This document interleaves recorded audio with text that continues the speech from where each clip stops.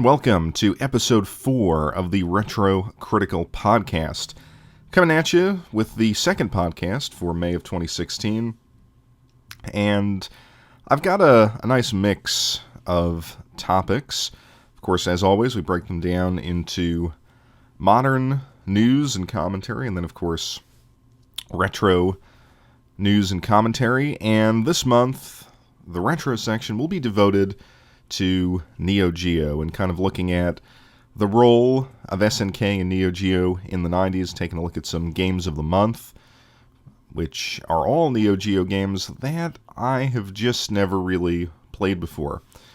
So stick around for that. Also some thoughts about the state of collecting here as we approach the midway point of 2016. Not quite there yet. The modern section this month is kind of a cornucopia, if you will. We'll be talking about some hardware news, particularly the announcements and specs on the GTX 1080, new video card from NVIDIA. I'll be giving a review of Euro Truck Simulator 2, a overlooked game that I think people should take a look at if it drops in price on one of the Steam sales, and it typically does. You can get it for $3 or $4. And kind of the main focus will be the question of whether or not video games are works of art. That's a question that is hotly debated, although it seems like there is some consensus as to the answer. I, however, will offer a slightly different perspective on that whole debate, and of course some other stuff sprinkled in for your enjoyment. So, Retro Critical Podcast, Episode 4, here we go.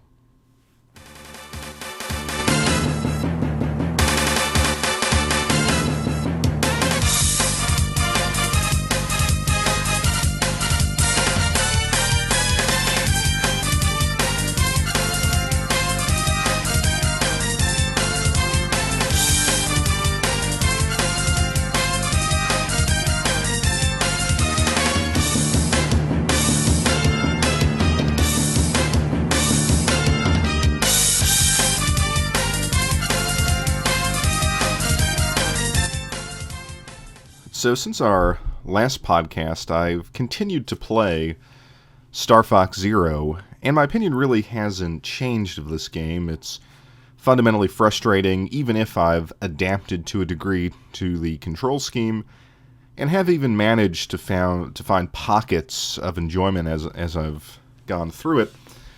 Nonetheless, it's got me to thinking about what makes the game so frustrating even beyond the bad control scheme is that Nintendo didn't really respect the player's time. They assumed that we would come around to the supposed innovation that the control scheme offered us, and that's just so patently flawed as far as a business model. And it got me to thinking about the ways in which game companies disrespect our time. Now, if you've been following the Game Escape channel on YouTube before we made the switch over to podcasting, I have been talking about the nature and the role of that time plays in the lives of gamers. And I've talked about this in a number of ways as far as collecting and how we value our time differently. And so I think this is a natural extension of those questions that I asked, I guess, back in September, October of 2015. So what is the nature of our time? And I think for a lot of players, that boils down to choice. You know, we want choice in how we go about playing our games. And as you get older, and I've made this point, many others have made this point, your time is limited. So I think a successful game, a game that respects you as a gamer, is one that allows you to tailor the experience to the time that you have. Now, what do I mean by that? Well, let's take the case of Star Fox Zero. As I sat there playing it, particularly as I was adapting to this control scheme, and again, I wouldn't even call it adapting to the point where I found it enjoyable. I was just trying to figure out, what the hell am I doing in this game? Why is this such a pain in the ass?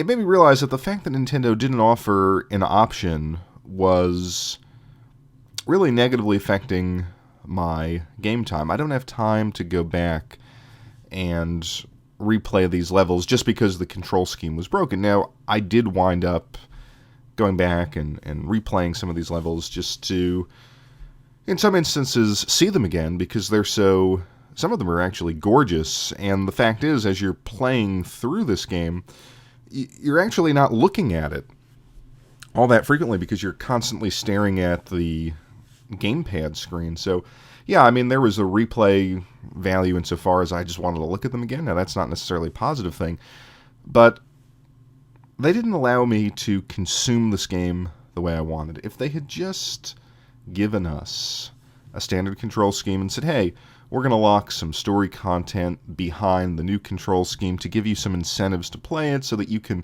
see our vision, I would be fine with that.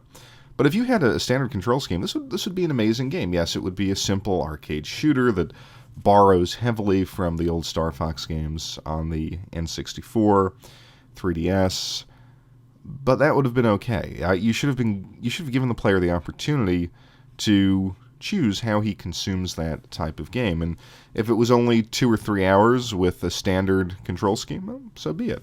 Let me make that choice. And I find a lot of things in gaming are like that. If you go to the JRPG, and this is a criticism I've made of that genre as it has evolved or not evolved, is that you can't save at will. You can't save randomly. You still, in many of these games, are fighting your way to a save point. And that's one of the reasons, and I talked about this on the last podcast, it's one of the reasons why I don't get through as many of these games as I can, because there are just moments in life where I cannot devote the time to fighting forward towards a save point. Now, some will point out that with the PS Vita and the 3DS, and I believe the DS, you could do this on the DS and the PSP even, you can just sort of shut them down, not turn them completely off, but in the case of the Nintendo products, just close the screen and pick up later. And yeah, I appreciate that to a degree. Now, of course, if it's constantly running, at some point it's going to shut off, and if you haven't saved, you haven't saved. But that is, I guess, an ameliorating feature set. But it doesn't excuse the fact that you can't just save whenever. You want to say, okay, it wouldn't be practical to save in the middle of a battle. I get that. But at least allow the player to save anywhere else on the map. We'll look at another practice in modern gaming that is really irritating, and that is the forced tutorial. I've always been of the opinion that a tutorial should occur within the game. It should occur as you're exploring the mechanics. Some of these games force you to click through menu after menu, or nonsensical stage after nonsensical tutorial stage. As someone who's been gaming for 30 years, I get it. It's very infrequently where I'm truly stumped and I don't know what to do. Give me a crack at it, and if I need some help, then let me click in to an in-game instruction manual, or let me then play a tutorial if I'm finding that I'm struggling with a particular section. But, we play games so that we can have some enjoyment. And if the games are saddled with, in some cases, an hour or an hour and a half of explaining its mechanics, it's not succeeding as a game. I belong to a generation where you would just fire up a game and play the game. I think to a degree we can add extremely long and unskippable cutscenes to this. Of course, we have that with the Hideo Kojima games. It's certainly a problem in one of my favorite series, Yakuza, even though they are skippable. But of course, by skipping out on them, you're missing out on a good portion of that game. I think if the game feels compelled to tell a story, it should be able to do so without having you sit through what is essentially a movie built into the story.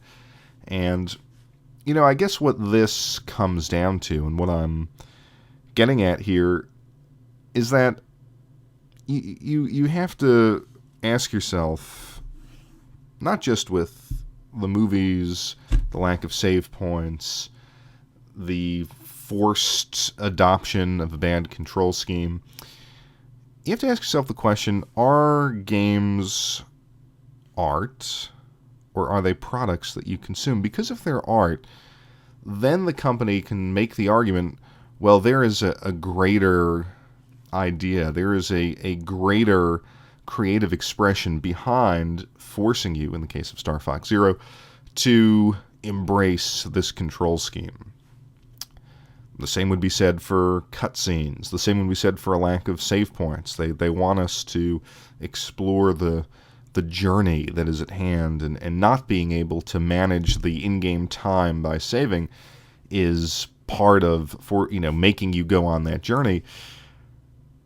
And yeah, if you believe games are art in that sense, then that might be a valid argument. But if you believe games are a product, if they are an entertainment product, if they are a technological product that you are consuming for your own enjoyment, then it's harder to make that case. And the question of whether video games are art or not is one that I will actually be taking up in this podcast and hopefully shedding some light on that issue. But let's not get too far ahead of ourselves. I think if games want to continue being successful, one of the innovations that they can make is allowing us to spend more of the time that we bracket out to gaming actually playing games. And by the way, this is not just an issue of the game design, the software design, it's the hardware design. I mean, one of the things that the PlayStation Neo and the updated Xbox One and the NX should embrace is not having that forced install. You put the game in, and you have to wait for it to become minimally playable, and then by the time it finally installs, who knows how long it's going to be. Nor should you have forced day one updates, or updates where you have to download a 2.6 gigabyte patch to get into the game. Have that go on in the background. Let it all happen in their minimal power modes or whatever, where the internet connection is still active and it can do all of these things. It's kind of shocking that that was not better planned in the initial beginning of this 8th console generation. And I think if these companies actually sat down and said, well, yeah, we're marketing to the 18 to 35 demographic, that's true, but I'd say once you're in the 25 to 35 range, you're going to have a lot of responsibilities in life, and you can't spend your gaming time waiting to get to the game. And beyond that, I think many of us who grew up in the 80s and who exceed the 18 to 35 demographic, but who still are passionate about the hobby and still want to engage in gaming, will want to manage their game time in the ways I've described, and will actually be more inclined to buy a product, particularly if game prices go up or if the hardware goes up. I think we'd be more inclined to follow the industry if we are allowed and given the opportunity to play games on our own schedule as we would like to play them. So perhaps it's a growing pain. I don't know. Maybe the industry has not come to realize that a number of us have other life concerns beyond gaming, and that it's actually not that enjoyable to sit and wait for a game to install on day one, and then you download the 2.6 gigabyte patch, and oh, by the way, you have to sit through the tutorial, and we're going to force this control scheme on you. Oh, and if you want to save, well, you can't do that until we allow you to do it. It's anachronistic, and it needs to stop.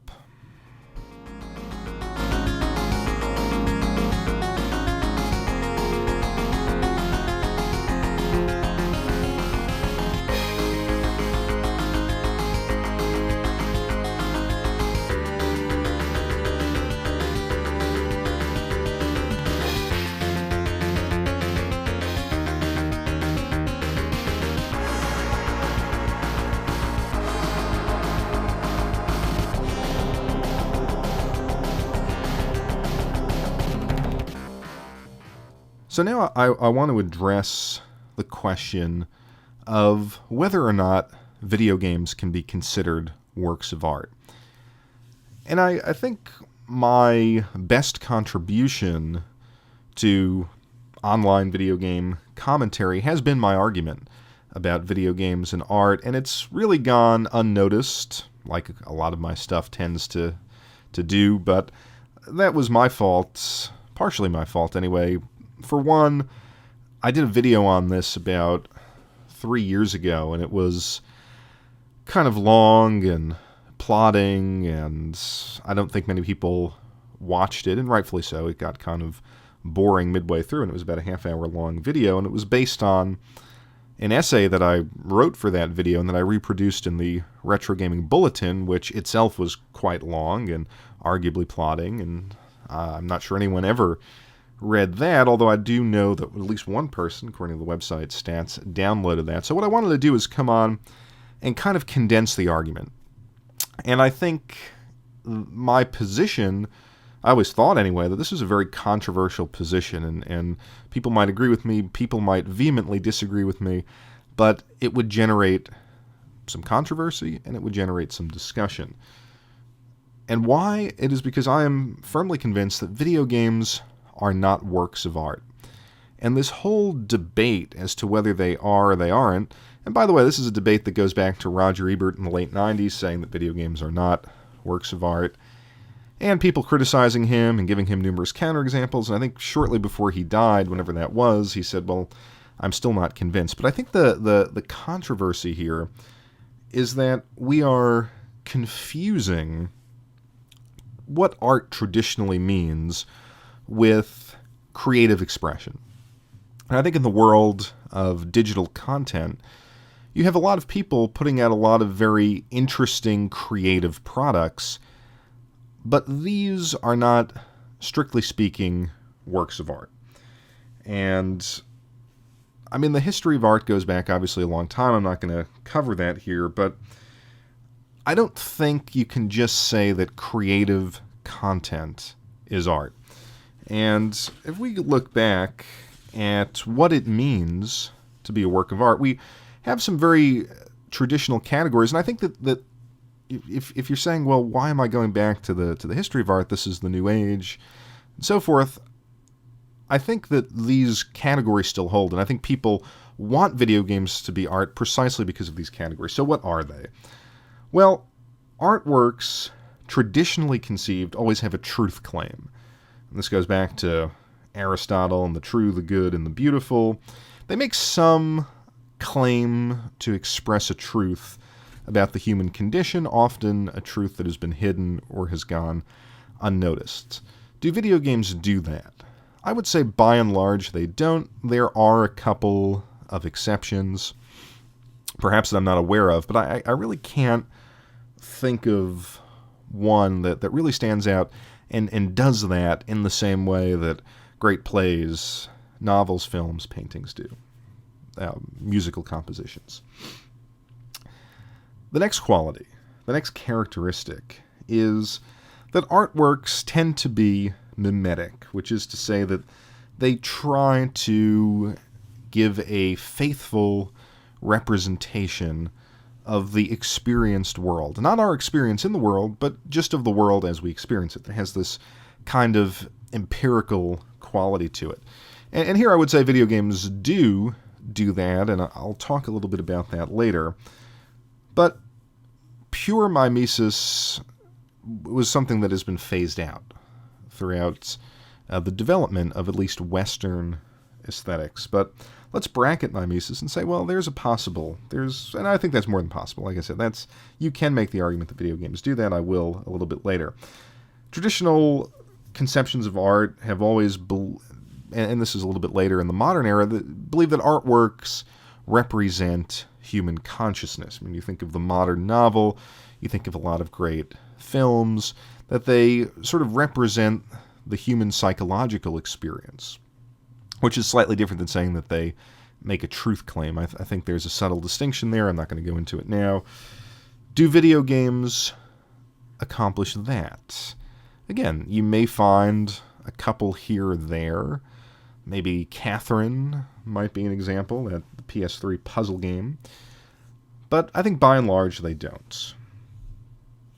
Works of art also have an interpretive multiplicity, which means that, they kind of pull you in different directions. There's not one exhaustive interpretation. And this holds true for when they're actually released, when they come into the world, and then as history moves on, we look back and we're still pulled in all these different directions. By the narrative, by the juxtaposition of form to content, things like that. I can't think of a video game that really does that. I think video games are constructed to have a very clear art style. They have very clear intentions. They're not about creating an interpretive ambiguity. And again, that's not a criticism. That's just a reality. And again, I'm going to come back to why I don't necessarily think that they need to do that. Artworks have also, at various times, expressed certain political or social platforms and supported certain political and social causes. When you think about Balzac and Dickens. And here, video games can do that. I can't think of one specifically that has a real political agenda. I'm not to say that it doesn't exist, but I can't think of one. But I would also bracket that as saying, okay, possibly. Artworks are also very self-reflexive, certainly as they develop over time. Now here I think you do have a couple of examples of self-reflexivity in video games, whether it's the Stanley Parable, whether it's Brother, Tale of Two Sons, and Total Biscuit actually has a good definition for these games. He calls them digital installations, and so they actually do create this sort of self-reflexivity that you see in standard works of art. So I'll give him that, and I'll say that, yes, this is one category where video games do tend towards art.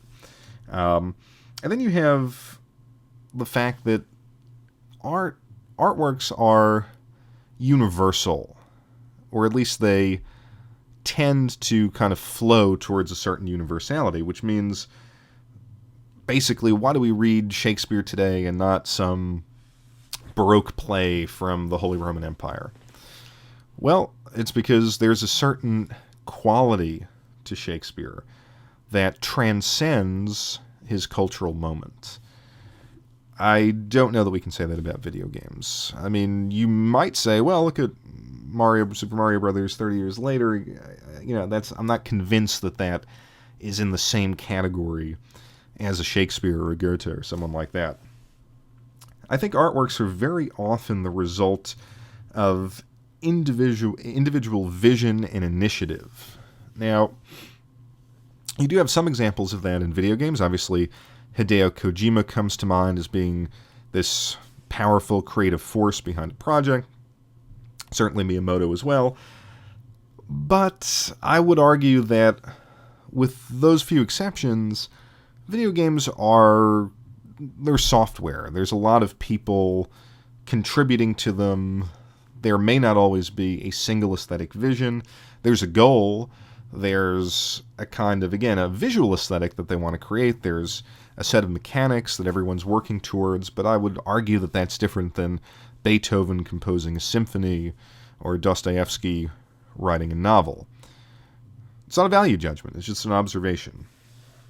And then lastly, and I think this is an absolutely critical point as to why video games are not art in the traditional sense, is that all works of art up to this point have had a certain ease of engagement, which is to say that you can passively but intellectually engage with them.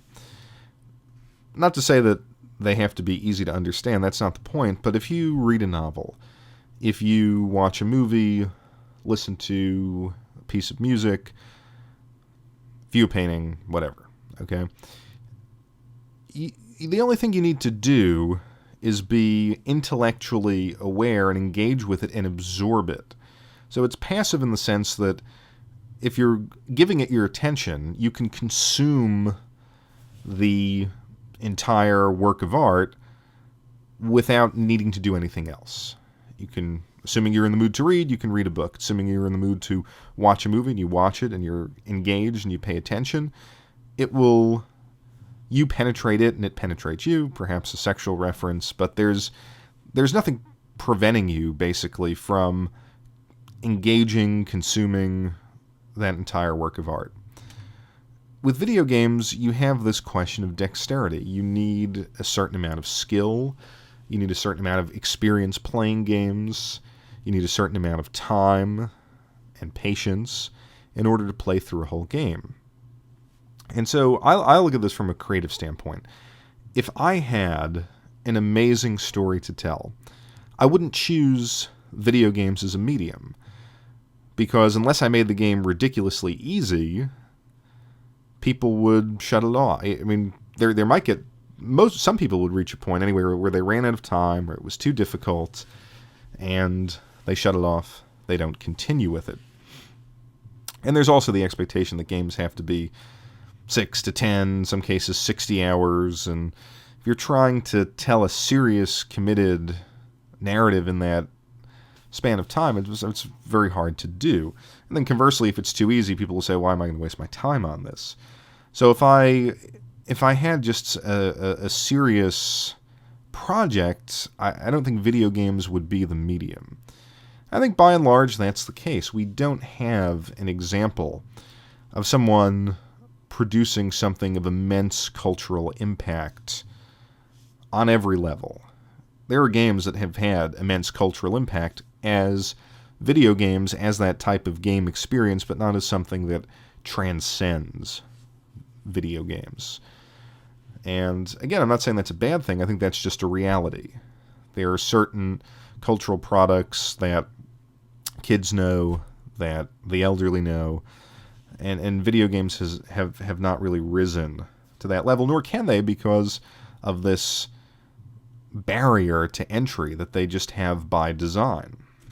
So it's not an argument to say get rid of that. I think it has to be there. I think games are fun precisely because they're interactive, precisely because they present challenges that you have to overcome with dexterity and practice and intellect. So again, I'm not saying that they're deficient because of that. I just think that that's not the medium to tell a great story. Now, I can already hear the objections coming, and these objections will probably take the form of, wait, hold on, but what about games with great stories, with great cutscenes, with great art design, with great music? This is art. This has to be art. You're totally wrong. Well, let's think about that for a second. Video games, for all those reasons, yes, video games have all of that in them, but I would argue that they're carriers of other aesthetic forms. There's a certain embeddedness. Yes, it can have a great soundtrack, but I appreciate that soundtrack as music. It could have a great story, but I appreciate that story in terms of its narrative. The video game doesn't enhance the story. I can appreciate the great art design for what it is, but the game is not exhausted by that art design. I'll give you an example here. You have an indie game like Gone Home. And Gone Home has some really excellent writing in it. In fact, I've argued that it's a 3D epistolary novel rather than a game. Yes, you move through 3D space, but you're trying to collect all of these different, basically, notes and newspaper articles and things like that. Now the question is, would Gone Home succeed without that great writing? I would say it wouldn't. Otherwise it would just be a walking simulator. So the quality is in the writing, not in the game. The game is a carrier for that writing. So I think when people are saying, well, video games, of course they're art, what they're really referring to is a mimicry of Hollywood. So we have these embedded cutscenes.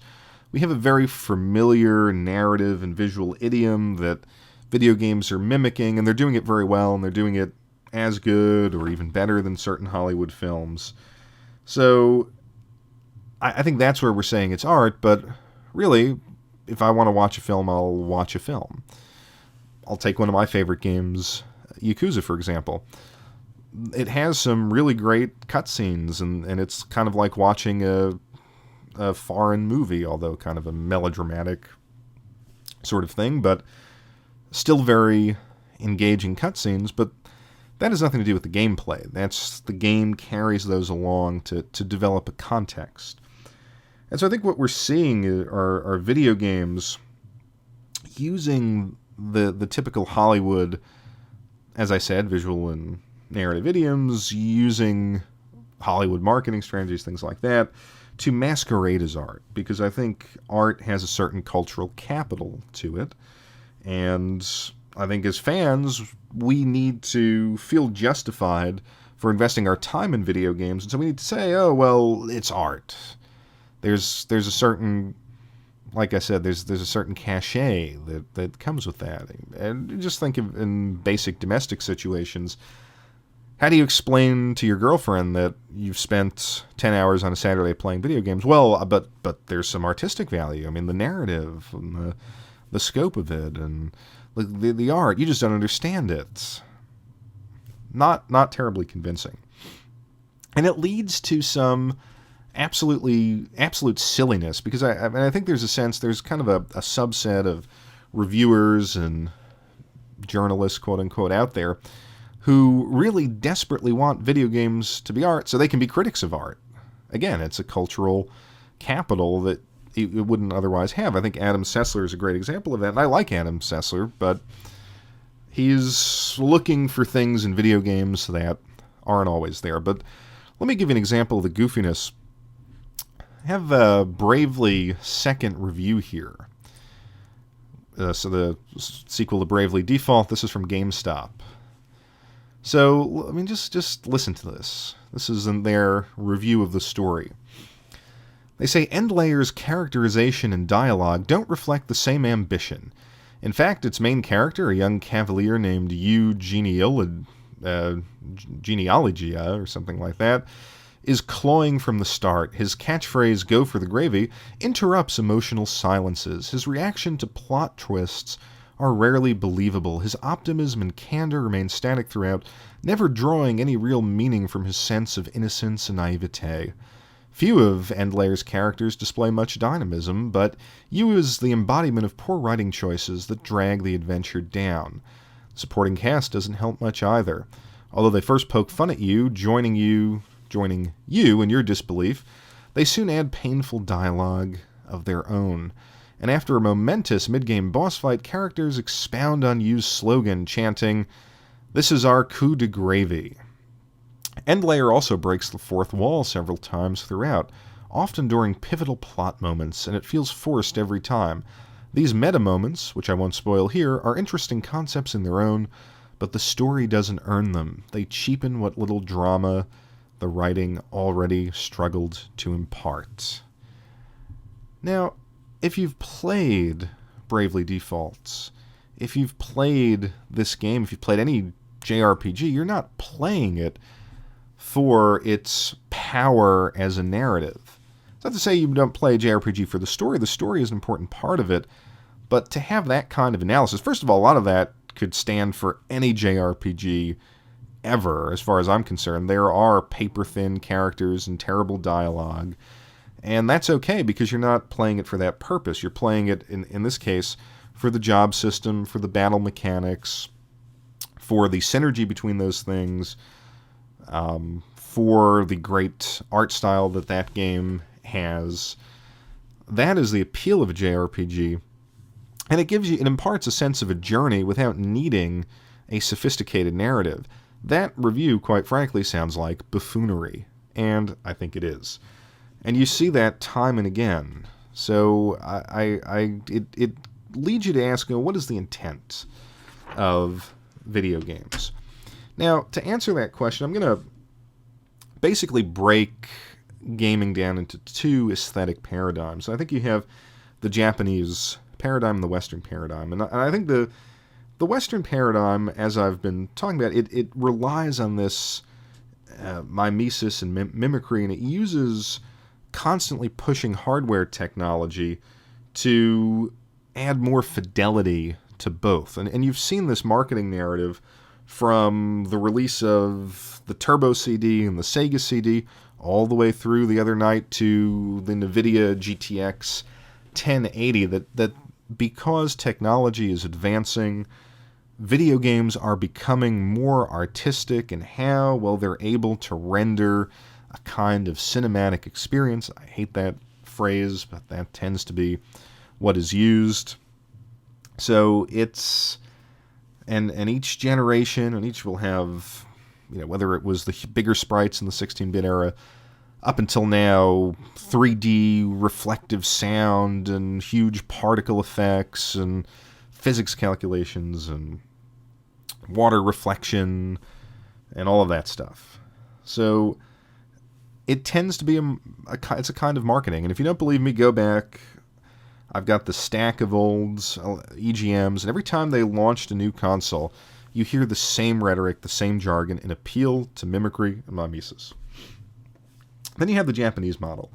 And in that essay, I kind of go into a long sort of analysis of how this came about. If you're interested, you can read it. But basically, I think diametrically opposed to this, you have this Japanese idea of video games as facilitating pleasurable human-machine interactions. It was, think about getting, if you're old enough, your first NES. It was that combination of the visuals, of the sound, of the beauty of the tactile input of the controller, of the ability of this digital amusement to facilitate a kind of escape that up to that point no other medium could provide. And, I mean, this was prevalent in the arcades, too. Think about, you put your 50 cents in, quarter, 50 cents, whatever it was, and you had that feel of the joystick, you had the sound, you had the beautiful colors and graphics. It was an interaction with a machine, and it was fun. And I don't think that the Japanese game aspired to be much more than that. It developed that idea.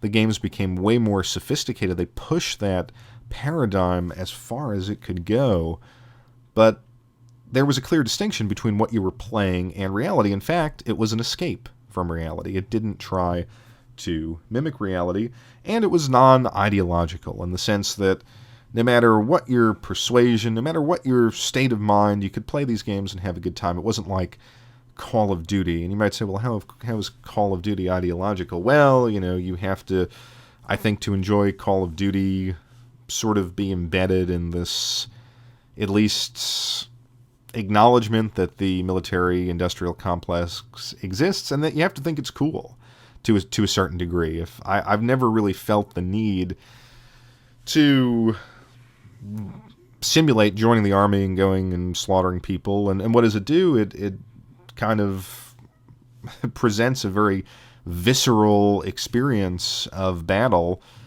and it weaves a Hollywood narrative and cutscenes into it. And, of course, Kevin Spacey appearing. I guess not really in the most recent one, but in one of the recent ones. But both paradigms have still existed. I think the West is the Western model has begun to supplant this Japanese model. But the interesting thing is, with the Japanese model, a kind of theory of aesthetics came full circle, and this went unacknowledged. And of course, I don't think I'm not saying that, I acknowledged it, because I think this is a somewhat minor historical point, but it's worth noting, is that in the history of aesthetics, before the 18th century, aesthetics simply meant low-level pleasures. Again, sight, sound, touch. And I think that's what the Japanese video game gave you. It gave you, quote-unquote, low-level. Not to say that it was base or depraved or anything like that, but it just had this wonderful appeal to the senses. It was pleasurable. And in that pleasure, you lost yourself in the game. There was this kind of closeness to the game that I think is being lost when the game is just trying to mimic a very particular kind of film aesthetic. So that's odd. I mean, after the 18th century, we had this idea that art was inherently philosophical. It could be analyzed, that there was a science to it. There was a comparative science to it. And I think when we're talking about the aesthetic of video games, we're referring to that notion, and not this earlier notion of aesthetics that I think video games actually do embody. And that's the point. Why do video games have to try to be something else? Why can't they enjoy being themselves? By being a product that actually embodies a much earlier idea of what aesthetic experience was, they've given us something totally new. They actually broke the mold historically. And it proved that the quote-unquote low-level experiences can be engaging and really respond to a need that we have. I think reality is such that nowadays you don't necessarily want to mimic it, but you want to escape it, and video games are the perfect medium for that. Now, VR, I think, is an interesting moment, because I think VR is going to go one of two ways. It's going to, and I've said this in the earlier podcast, it may just be a surround cinema experience, and I hope it's not, but it has a possibility to be so much more. And I talked about how it can facilitate new frontiers of empathy. We can know what it's like to be in other people's shoes. That's a fascinating opportunity that actually no other medium has given to us in the way that VR is offering it to us. Not as a kind of act of imagination, but as kind of a lived experience. Now, of course, some will point to a problem with that. Is VR technology going to rob us of our not of our memories, but of our kind of ability to imagine other worlds through text or through music? I don't know. I think that's a discussion for another time. But hopefully VR can push video games even further, and at some point we may say that they can be art in the traditional sense. But even so, is the VR experience going to be heavily directed, or, and this was my argument, if it really is going to mimic our conscious experience, we have to sort of move around in the VR world and have narrative revealed to us. And I've talked about how I think Skyrim and Oblivion were examples that kind of showed you this third direction of where you can go with video games. But I think in an era, in a world where many machine-human interactions are fundamentally unpleasurable, I mean, think of the mass surveillance state, or the tedium that you have to go through at work with your computer. I think preserving the ability of video games to be that positive moment of human-machine interaction is worth preserving, and it's worth defending against all of these other attempts to make video games something that they're not.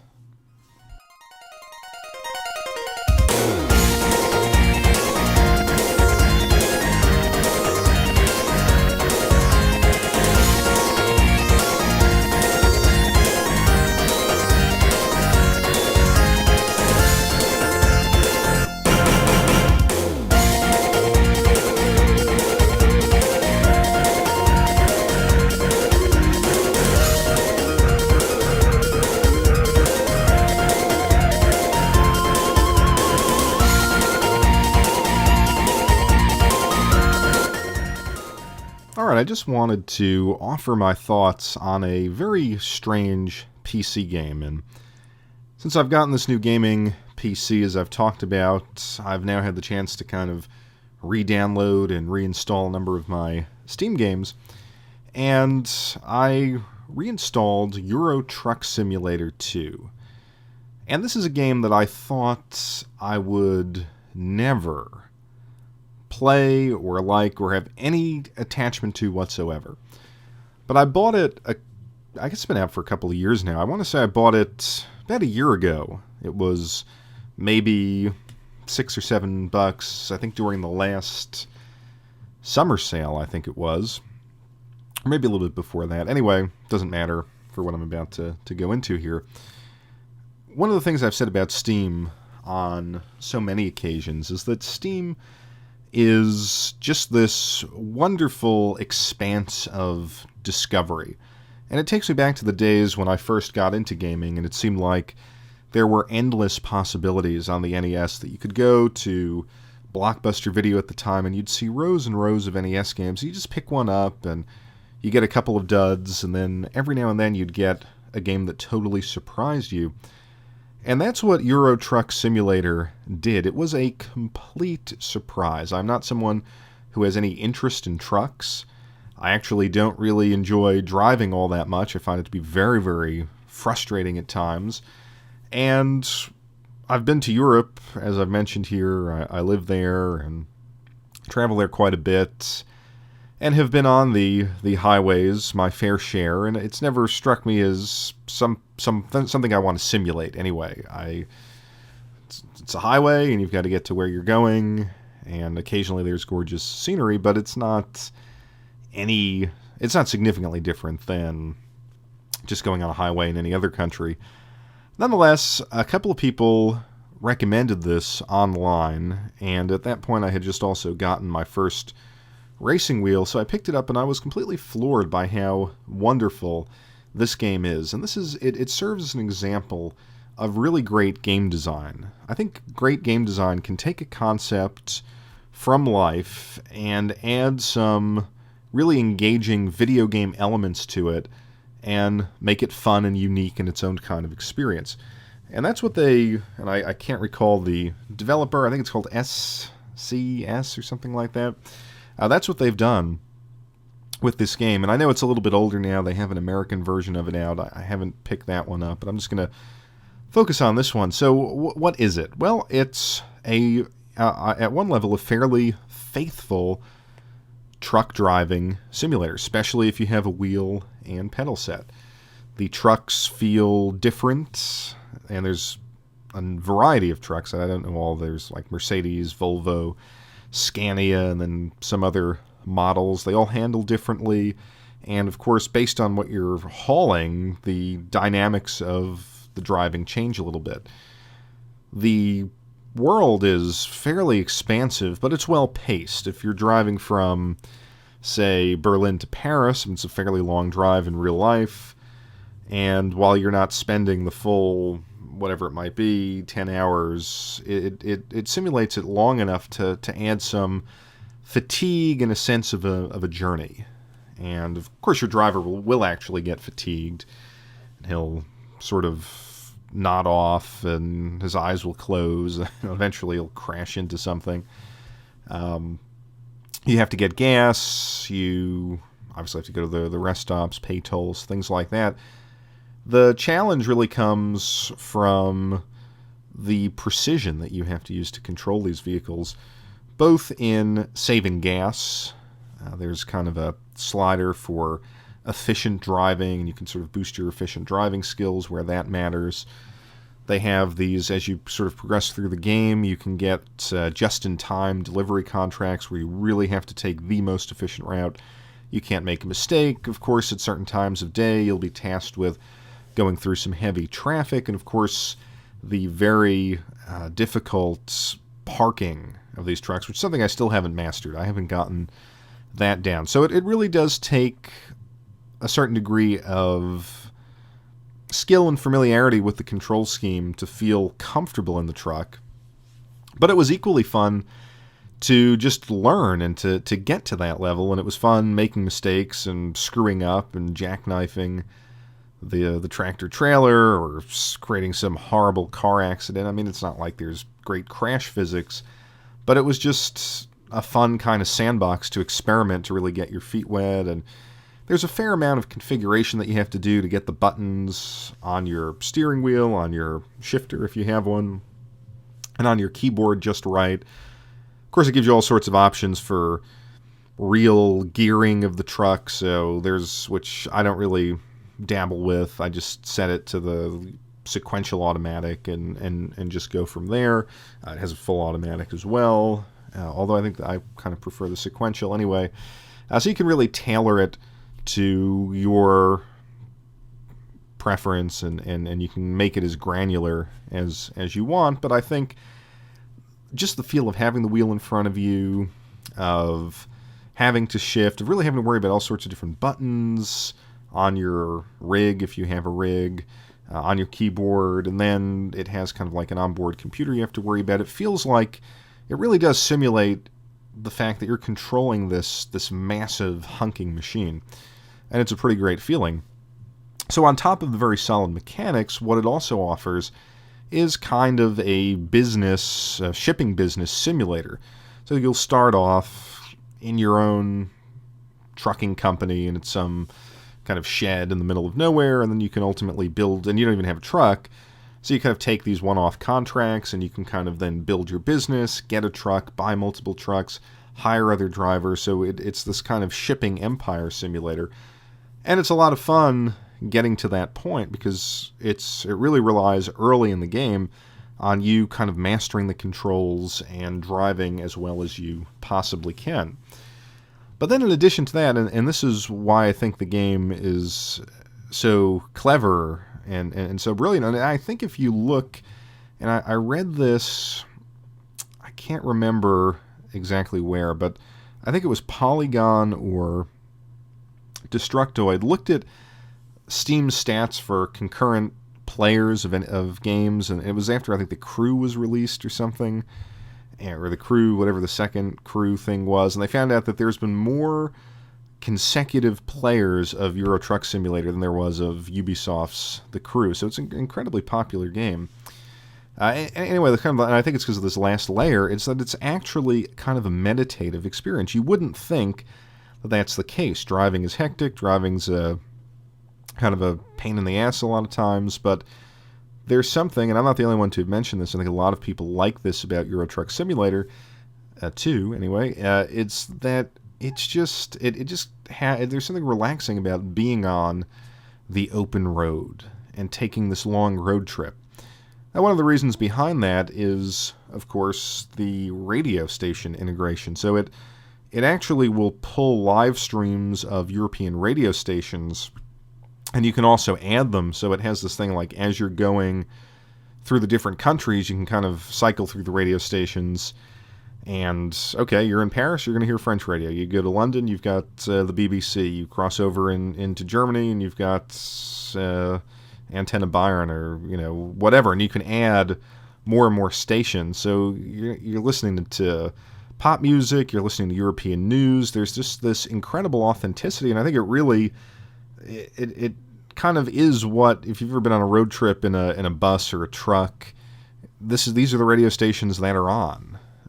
For that matter, if you've ever driven with someone from Europe, I've noticed that, having lived in Germany and been to Germany a lot, there's just something about when you're in the car with people, they will put the radio on. If you're on a long road trip, it's not like they even care for the music. It's just kind of part and parcel of driving culture. So it simulates that, and occasionally you hit some song. A lot of the times it's like an 80s song that you've forgotten about. You've got the open road ahead. It's just a nice feeling. It's a feeling of purpose, because you have to get this shipment somewhere, and freedom. And I think the charm is that precisely because a lot of us never really envisioned doing this, it's just a great break from your ordinary life.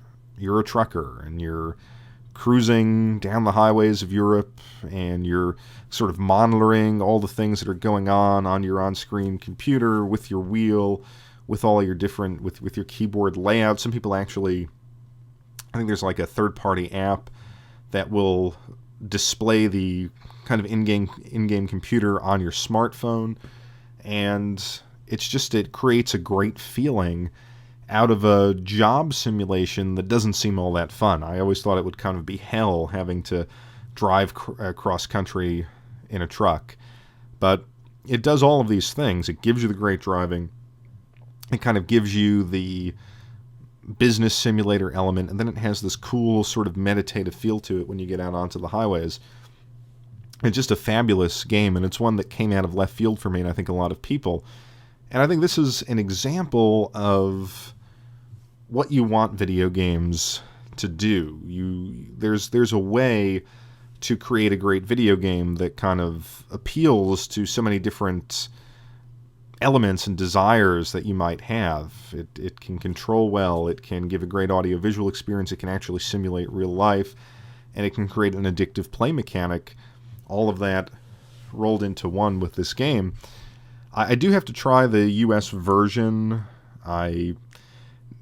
Again, if I had to drive a truck somewhere, I guess it would be in Europe, and I think there's one of the other kind of minor points is that if you've ever driven in Europe, and one of my first driving experiences ever was a friend of mine was working he was doing like a civil service job, and he's like, it's Sunday, let's go in and take out the ambulance. So he let me drive this Volkswagen ambulance. Of course, I had no idea what I was doing. I'd never driven a manual. I don't think I ever, well, no, I had driven in my life, but I'd never driven a manual, and so I'm driving this behemoth through these narrow streets, and there's a kind of skill that comes with driving in Europe, just in a medium-sized car, let alone this hulking truck. So it kind of adds that as well. But it's a great package, and I kind of feel like I don't necessarily have that same... It doesn't have the same appeal to do that in the United States for some reason. I don't know. There's just something cool about being in Europe and driving the Mercedes truck or the Volvo truck, and then here like a Kenworth or whatever they drive here. It's not the same, but it is a great game, so I may actually go for it when it's on sale, although it's fairly cheap. It's like $20, but I can really recommend this one.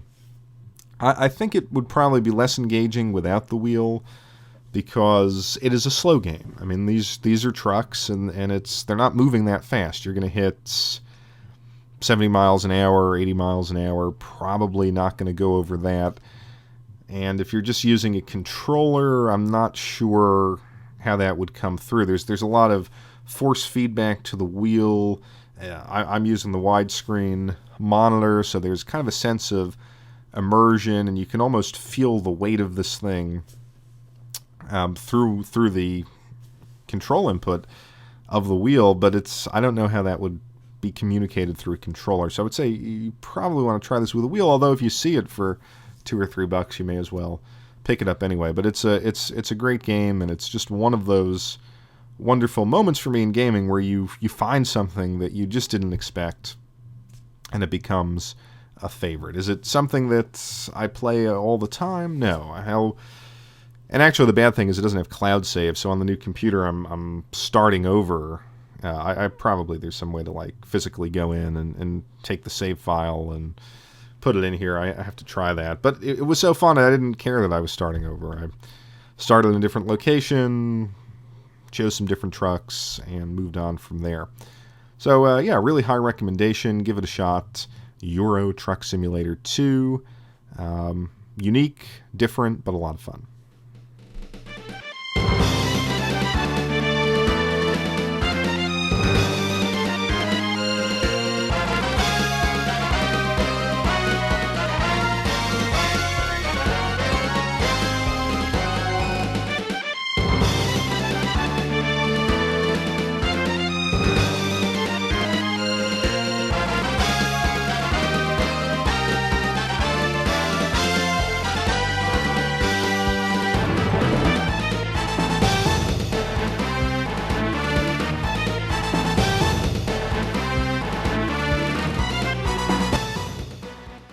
I just wanted to quickly celebrate the death of one of modern gaming's most reprehensible business practices, and that is, I read today that Disney Infinity is ceasing production. So if you don't know what Disney Infinity is, and I'm going to admit I barely know, I don't collect these things, these little collectible toys that are tied to a game, and you buy the toys to unlock essentially different portions of the game, as I understand it.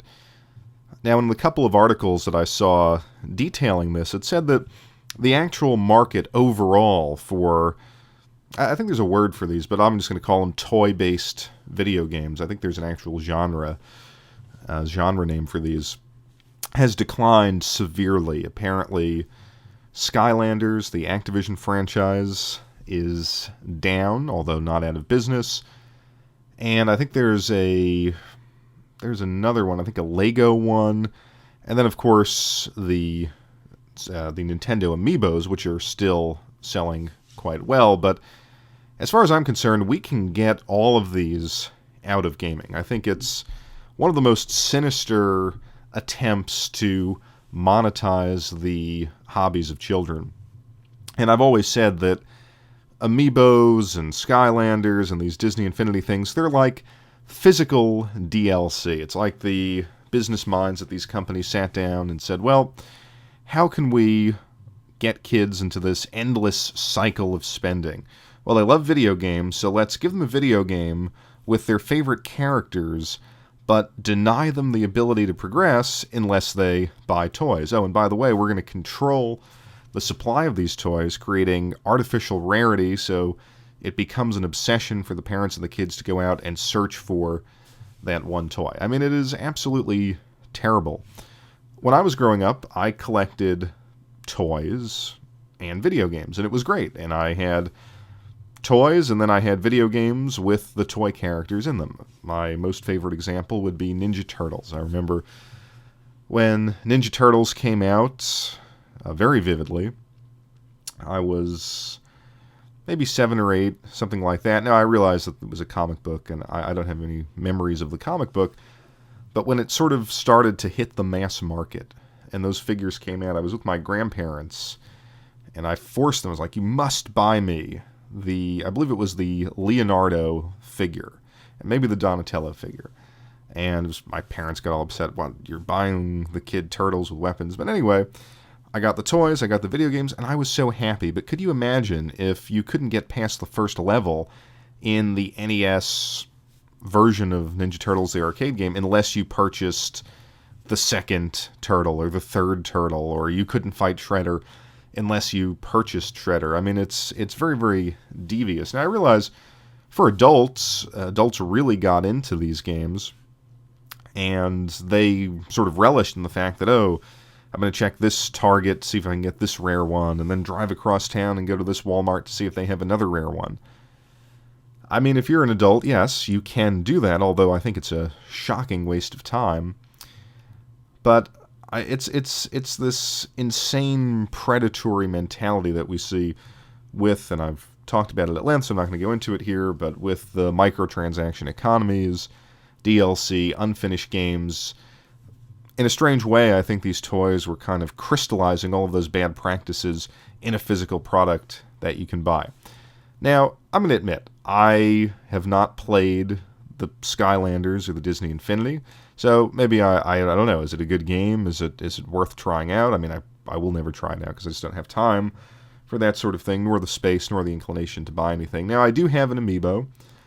I bought the Mega Man Amiibo just because I was waiting in a store for my girlfriend, and it was just an impulse buy because I needed something to do, but I thought it was the most attractive one. But I haven't used it. I just don't see what these things add to the game. I despise DLC, so why would I want a physical kind of DLC? It doesn't make any sense. So this practice hopefully will die out. I don't think Nintendo's going to cancel the Amiibos. I think they really made a ton of money with it, and it has that true collectability aspect, whereas I don't know what Skylanders are. They don't seem recognizable to me. And all the Disney characters, you would think that would have been successful. But I read back when Disney Infinity was in full swing that their pricing model was such that it was significantly more expensive to experience the full game than it was for Skylanders and the Nintendo Amiibos. Now, correct me if I'm wrong. This was about a year and a half ago that I read this article. I believe it was on Kotaku. But yeah, this can die out, and then let's kill the day one patch. Let's kill the stupid, punitive microeconomies of these free-to-play models that make their way into full-priced games. And let's sort of rid gaming of each despicable practice one by one. And how do you do it? You just stop buying these things.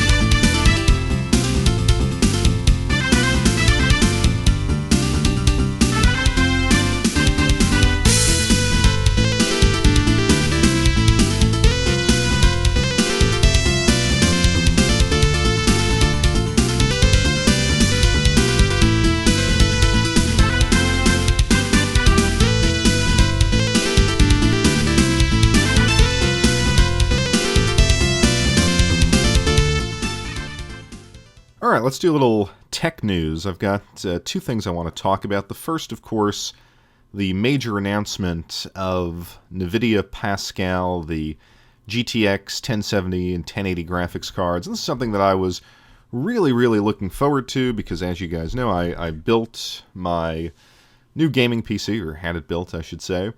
And the only downside was that it just came with, as a downside, it's not that bad, a GTX 970, and that was kind of a free throw-in sort of liquidation because this was coming out, so I didn't bother to spend any more money on getting a 980 or a 980 Ti or a Titan or anything like that because I was waiting for Pascal. And so I feel really good about that decision because the specs on this are absolutely amazing. They say that the 1070 is going to beat the Titan X, which is shocking. And the 1080 is going to be more powerful than the Titan X, more powerful than two GTX 980s in SLI, with some absolutely incredibly fast memory, GDDR5X, memory type, I think 10 gigabits, and just some crazy overclocking they showed with a frame rate unlocked. I guess the new Doom game running at 200 FPS in some instances. So just absolutely incredible stuff. Much better for virtual reality, apparently. And this is all things that I was looking forward to. And the design is beautiful. So I really want to buy this when it comes out on May 27th, I think, for the GTX 1080, and I think maybe June 10th for the GTX 1070. But yeah, I think this is going to be the perfect addition to the PC. But of course, there are some downsides, and one of the downsides is the price.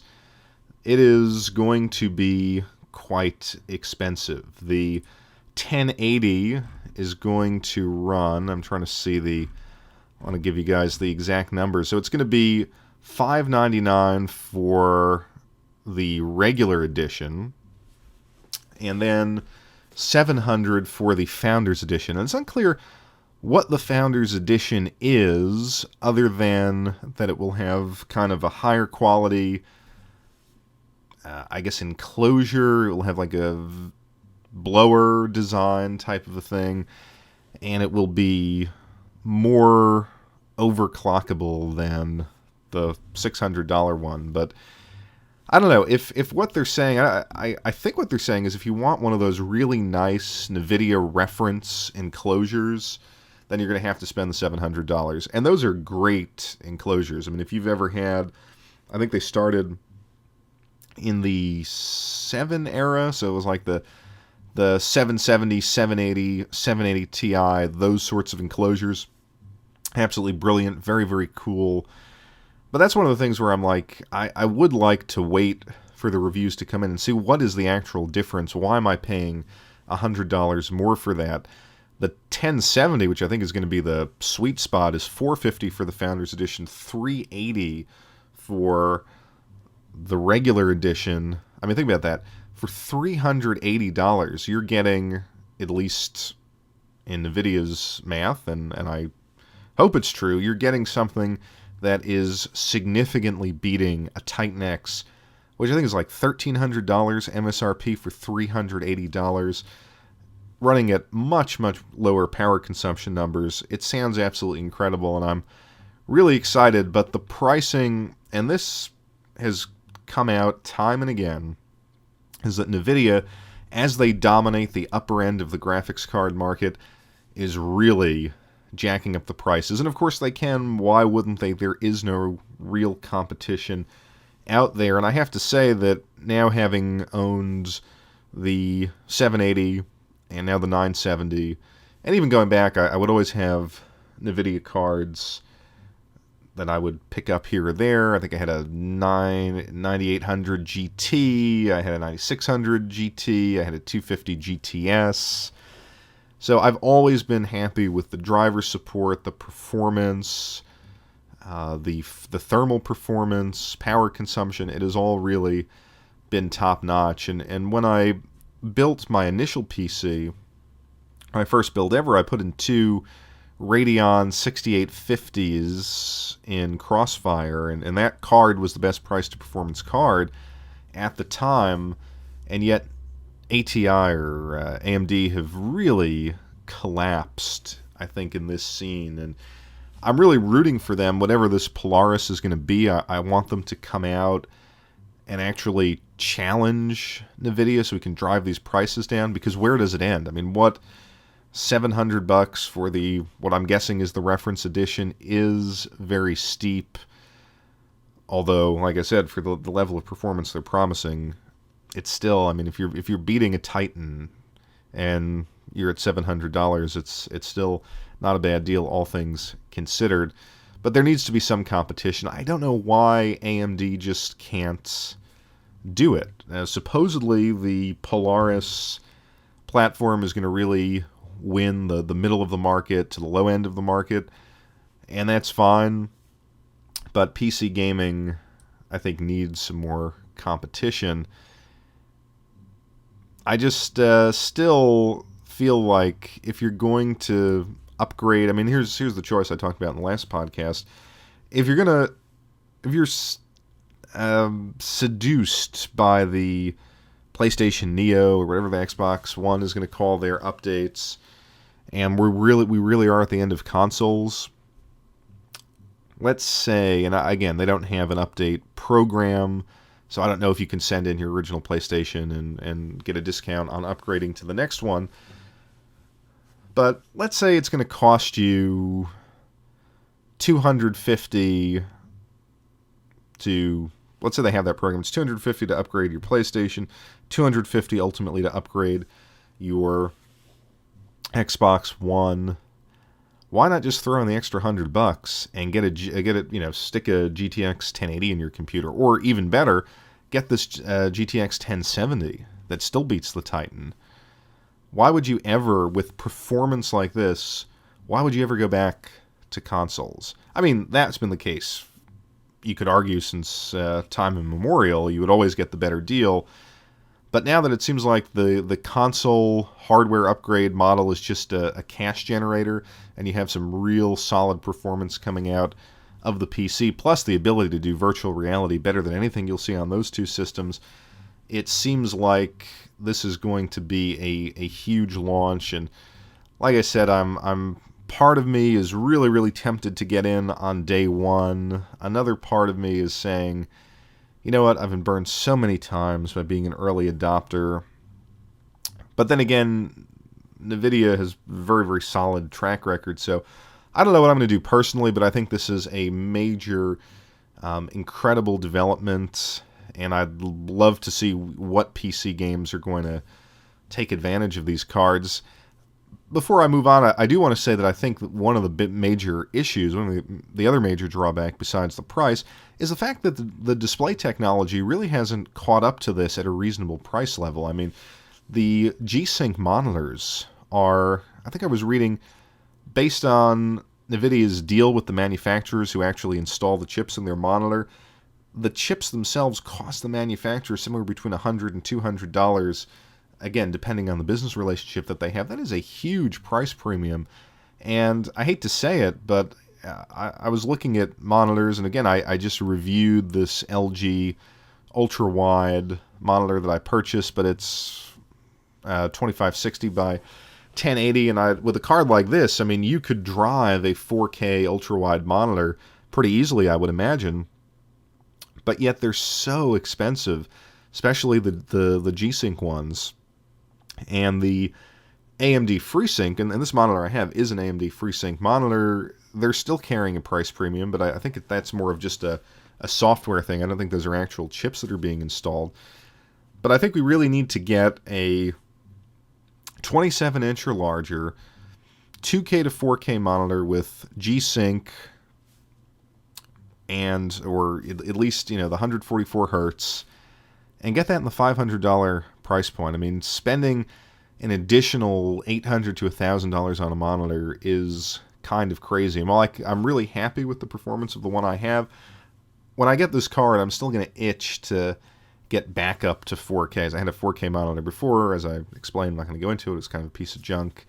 And this LG monitor is better quality, but just doesn't have the resolution. So hopefully this is going to entice monitor makers. Someone's going to come out with that $500 price point monitor that has all those features, and I think that's going to be a big seller with a card with this type of power, where you really don't have to ask yourself, I know, do I really need the 4K? Can I really even use 4K? Can I push a game in 4K with my 780? Well, now I don't have to worry about that. The 1080 should have all the power.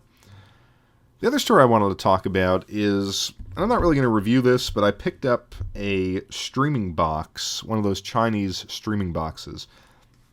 And if you go on Amazon and you type in like Android TV box, or I think like, I think just Android TV box or something like that, you will see a whole host of Chinese streaming devices that are making their way into the US. And I picked up something called the Neo X8 H Plus from a company called Minix, and I believe they're based in Hong Kong. I picked this up because I still use my PlayStation 3, my old fat 60 gigabyte PlayStation 3 for media streaming. I explained to you guys that a lot of the times before I go to bed, I like to watch some old school wrestling from my hard drive, where I have my friend and I digitized tons and tons of old wrestling recordings that we made. And what happened was the PlayStation is at the point where it is overheating. It sounds like a jet engine in the room. It is putting off insane amounts of heat. And I was like, you know what? I don't need this. If I want to watch YouTube or Netflix or Hulu, I mean, it was just, it felt like it was going to explode. So I needed to get some other solution.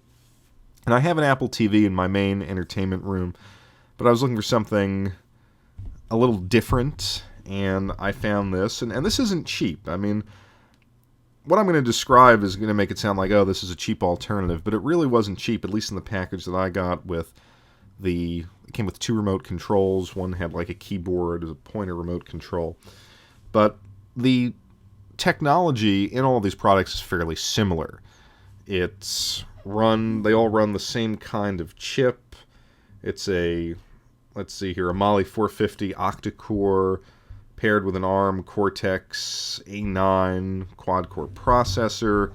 So it's all the same SoC that you're going to find in all of these Chinese cards. And you know what? They're actually very capable. You can get them from between 40 to 140. And this was around 140. And I overpaid for this, I think. But I was just like, let me try. This really had the best reviews. It did 4K. I believe it has Dolby Digital out, or at least Dolby Digital pass-through. It has a ton of connectors. It's, I think, a really impressive kind of product for everything that they squeezed in there relative to the Apple TV or the Amazon. And so what I realized was that you kind of have in this marketplace so many of these really capable machines that just from a software standpoint aren't as evolved as the Apple TV or the Fire TV or Roku or anything like that. But from a functional and technical standpoint, they work, and they do all sorts of different things. It made me ask the question exactly how much of the technology that we consume in the United States is branding. Because a product like this can pretty much do everything that my Apple TV can do, except for plug into Apple's insanely expensive ecosystem where you can own a digital movie for $20, which I would never do. I mean, this is running on Android KitKat, and it's a phone. It's a phone attached to your TV. So if you don't have the motion remote control and the keyboard, you'll struggle with this. And that having been said, for an extra $15 as a pack-in, it's not a bad deal. And as far as the media capability of this, if you have a large collection of digital media, it comes with XMBC, which is the I guess it started on the Xbox, kind of the media management system. You could also upgrade it to Kodi. It does YouTube, Netflix, Hulu, although I don't think it does Netflix in 4K. I think it's held to like 1080p or maybe even 720p because it's not an officially authorized Netflix device. You can run any Android app. You can sideload apps. I assume you could run all of the emulators on here and plug in all sorts of Bluetooth controllers. They're incredibly versatile. And supposedly the only difference in the prices or in the performance of the $40 ones to the $140 ones are simply fit and finish. And this seems to have pretty nice fit and finish. So I'm thinking to myself, you know what? It's incredible that it seems like all that we're paying for with the Apple TV is the branding. The same thing with Amazon. What other products are like that? And I've always looked down on, well, I'm buying a new TV. Do I really want to buy a Hisense or a Chang thing that you see on Newegg? You know, Newegg always has those no-name 4K TVs. But with my experience with this, I would say, well, maybe I'll give that a shot in the past. How much of the technology that we consume is simply a standard that is then branded in different ways? It's probably more than we're willing to admit and that companies want us to know. So, can I recommend this thing? Like I said, I probably paid a little bit too much for it, but if you can find one for 60 to 70 bucks, I think the performance will actually be pretty impressive, and it's a pretty nice streaming device. So, check it out if you can find it for that price.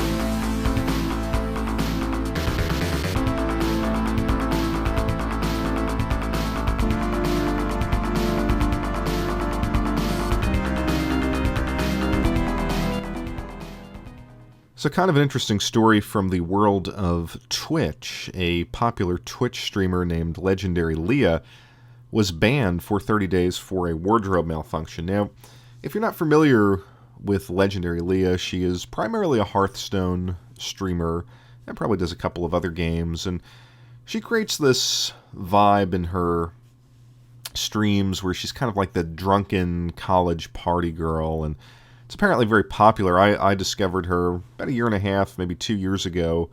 I had injured my back, and I was just laying there icing, and I couldn't really do all that much for a day or two, and so I took out the tablet, and this was around the time when I was kind of interested in Hearthstone. And so I was thinking, like, oh yeah, let me go on and see the pros, and she had a very popular stream, and she didn't seem to be a bad player, although I'm not a Hearthstone expert, but I was really intrigued by this streaming girl genre on Twitch and kind of looked into it. I always thought it was curious because there would be tons of people in the chat. She, at this point in her career, was getting huge donations, some in the neighborhood of $1,000, $2,000 or more. And I thought it was a strange development in the world of gaming, but also a kind of sad development that there were people out there who felt the need to engage with these streaming girls and try to curry favor with them through money or buying them stuff from their wish list. It was strange to me. Now, maybe this is common practice online, but at least at that moment it was kind of strange. And as I was looking at this story and reading up on it, this was apparently one wardrobe malfunction in a string of wardrobe malfunctions, which have been fairly well documented. I'm sure you can find them online. And in doing my research for this piece, I made sure that I kind of examined all of the evidence out there so as to have an objective and nuanced perspective. Anyway, as I was going through it, it kind of reminded me of a book that I had read quite a few years ago now, and I'm going to ask you guys to indulge me on the critical theory here for a little bit. The book was called The One-Dimensional Man by a guy named Herbert Marcuse, and it was very popular in the 60s. It became a favorite read of a lot of radical hippies and had a pretty profound impact back then. It has since been forgotten, but a really worthwhile book if you're kind of into 60s culture. It deals with a whole variety of topics, but one of the things that it discusses in detail is modern sexuality. And some of the stuff reads as a little antiquated now, but he has one very, very powerful argument that I think stands up and connects really well with this whole streaming girl Twitch genre. And he calls this the theory of repressive desublimation. So what is that? Well, if you go back to old school Freudian psychology that you may have had in high school or college, as you might know, sublimation is a response to repressed sexual energy, if you believe Freud, and I'm not a Freudian, I don't think Freud is particularly useful these days, but just to follow the argument through here, if your sexual desires cannot be fulfilled, you kind of channel that energy into other pursuits, be it professional pursuits and most likely art. And so it was kind of a strange, liberating vehicle for humanity, because even though you were politically oppressed, you were sexually oppressed by the political order, you could still transcend that through your creative or productive output. That's basically the argument. So Marcuse in the 60s said that, well, in modern society, that dynamic has changed because people are liberated. And at that time, if you think back to the hippie movement, what was it about? Amongst other things, free love and expressing your sexuality as you so desired. But he kind of saw a dark side to this, because it wasn't just the hippie movement that was espousing these beliefs. It had kind of rooted itself into the mainstream culture in general. So he came up with this theory of repressive desublimation. And the idea was that the powers that be still need to repress people. You don't want to actually give people any kind of real freedom, certainly not in the realm of interpersonal relationships and sexual relationships and things like that. So they had to find a way to sort of release the sexual energy, but control it. And that was, in Marcuse's argument, repressive desublimation. So think about a society developing where anything was possible. You could pursue anyone you wanted to. You could have as many relationships as you wanted to. You could sort of explore, as we know today, any number of video services to fulfill whatever desire you have. But the repressive element comes in that kind of moment between your desire and its fulfillment. And what does that mean? Well, you always have to kind of, if you want to think of it this way, pay into the system. There's no free expression or gratification of sexual desire. It's always encoded with and maybe contained within the economic and cultural circumstances in which we live. And so if you want to experience any kind of pleasure, you've got to play within the rules of the game, basically, to simplify the point. And it's kind of fascinating, because what's going on Twitch, and specifically what happened with LegendaryLea, is an example of a moment of repressive desublimation that actually broke down. So what do I mean by that? Well, if you look at how this dynamic works, and I actually, for all the crazy things in this book, I actually do believe in this. I think this is a real social phenomenon and still part of the social moment in which we live. One of the ways that you can profit off of repressive desublimation is to have taboos, and to have these kind of defined limits of what's acceptable and what's not acceptable, and kind of push your audiences to the moment where you might be transgressing that limit and then pull back and not really satisfy any desires. It's the typical thing we see in Hollywood. You might see a Scarlett Johansson movie and you really like what you see and it's just titillating enough, but you don't get everything that you want. And that's what these streamer girls, consciously or unconsciously, have embodied. And LegendaryLea, at least in maybe, and I haven't watched a ton of her stuff, but let's say in the 5 or 6 nights over the course of my exploration of Hearthstone that I watched her channel, she was a master of finessing the boundary between the acceptable and the non-acceptable.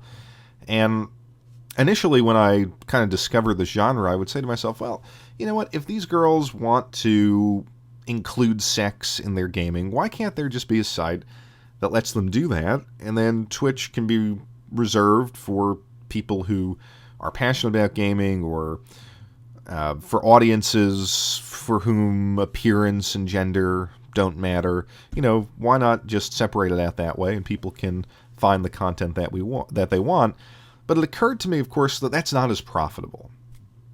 Like I said, the Hollywood business model is fairly well established, that you give people some of what they want, but not all of it, and you make tons of money based on their hope that one day they'll be fulfilled. And that is exactly what these Twitch streamer girls, I think, are all about. But the fascinating thing about this incident is it shows you what happens when that dynamic breaks down. I mean, all of this online stuff, what is it? It's a commodification of the self. It is presenting the self as a product and creating this essentially mini media network, because all these girls are on Instagram and Twitter and whatever else. And it's all, I think, funneled around, on the one hand, creating a sense of personal authenticity. So you're connecting with that audience in a way that, to take my example, Scarlett Johansson does not connect with her audience. We see her on the screen, but we don't see her in her bedroom having a glass of wine and playing video games. That's the kind of thing that these girls offer. So you have that authenticity, but also you have that taboo.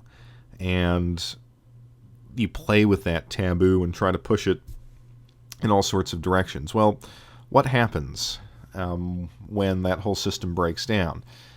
And if you look at all the other breakdowns that didn't lead to a ban, what did she do? She would sort of get a subscription or whatever, a donation. And this is not just her. There's a lot of other people who do this. They get up from their chair, they have a board where they write their subscriber names down, or they pin something up on a map. That's what she used to do. And they happen to be wearing a short skirt, and if they happen to skip joyously to the subscriber map, and, well, that skirt reveals a little bit, who cares? It's not the intent of the action. You just want to honor your subscribers. The same thing with the camera placement. You know, the camera placement for a lot of these people is conveniently elevated above the computer screen and looking down at them, and you happen to see perhaps some cleavage, but that's not the main focus. There's kind of a way of presenting sexuality. Same thing on Instagram. You kind of present sexuality, but always draw the attention away from it. There's always ostensibly some other reason that you're presenting yourself in this way, and video games become that other reason. They're just there to show you their love for Hearthstone or World of Warcraft or CSGO or whatever it is, and if you just happen to see a little skin and you focus on it, well, you're a pervert, but that's not the purpose. So it's kind of this interesting strategy. But it breaks down, and the fascinating thing about this incident where she stands up to go get something and her pants fall down, and just that shift of fabric 4 or 5 inches in one direction or another destroys the power of that taboo. It destroys that clear delineation between the acceptable and the non-acceptable, and crashes the illusion that fuels their success. And that illusion is repressive desublimation, because the repressive element is that, hey, maybe one day you'll see something, but you got to pay. You just got to pay in, and you got to subscribe, and who knows? But when the moment happens, and it's as visible as that, the system breaks down. And I think Twitch at that point had to actually act on their rules. If you look at all of these other instances that were, the supposed slip-ups on her part, a lot of them were not as graphic as this one was. There was one image that I think was equally as graphic, but it was, I don't know if that happened on stream or if that just was floating around the internet. But here's an example of a person who I think was using, I think this is why a lot of guys get upset about the streamer girls and the big audiences they have, because they're using video games for other purposes. Even LegendaryLea managed to make it into the pages of Playboy, although I guess Playboy is different nowadays because there's no longer any kind of pornography in it. But anyway, she got this write-up about how she's on the forefront of video game streaming and this and that. So it becomes this jumping-off point for their popularity. But it also rests on controlling the commodity, on controlling the vision that perhaps the audience all wants to see, but that you never really give them. When your wardrobe doesn't play along, you create a kind of breakdown of the dynamics. And I think she'll survive this, because the article that I read that described this whole incident said that as soon as she was banned, she got like 100,000 followers on whatever, Twitter, Instagram, and it is only a month, and I'm sure she'll go back to finessing the boundaries of what Twitch considers to be good taste, although I think Twitch is a little hypocritical in this regard, because they allow so many of these girls to finesse or to push the boundaries of the acceptable.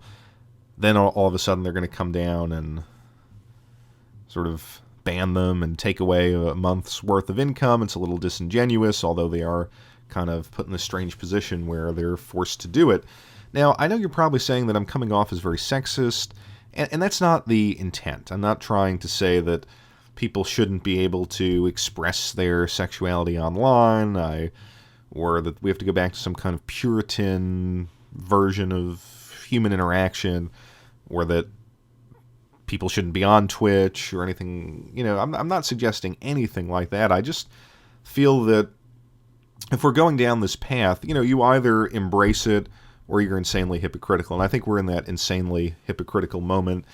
And I think this whole dynamic of repressive desublimation is very real.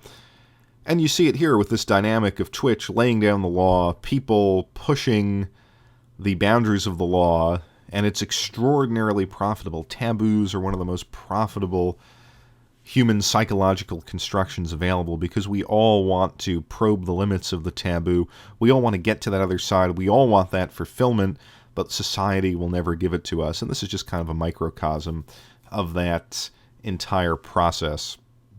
So if you're interested in the Marcuse book, it's very, very old. I don't even know if it's in print anymore. How does this play out? What is the antidote for all of this? Well, in his opinion, and this is where the book gets kind of strange, he believes that we all need to participate in something called the Great Refusal, where we consciously reject all of the social norms and imperatives that in kind of industrial society places on us. And if we do that, we can have liberating desublimation, and that will allow our bodies to become, I don't know how to put this without sounding really strange, but your whole body will become eroticized, and you'll feel pleasure in every part of your body, and society will never dictate to you what or how or when to experience pleasure. Yeah, that's where I kind of lose the thread with Marcuse. I think you could see why the hippies were really into it, but I think that's where the analysis starts to break down, at least for our historical moment. But the whole part leading up to it, and it's only about 10 or 15 pages with repressive desublimation, reads as incredibly modern, despite the age of the book. So, yeah, LegendaryLea, I think she'll be back. I think she'll probably have even greater success after this. She is a masterful self-promoter, and let's see if there are any other instances where these kind of social dynamics lead to interesting situations where people are forced to come up against this repressive function of society. It's fairly interesting to follow.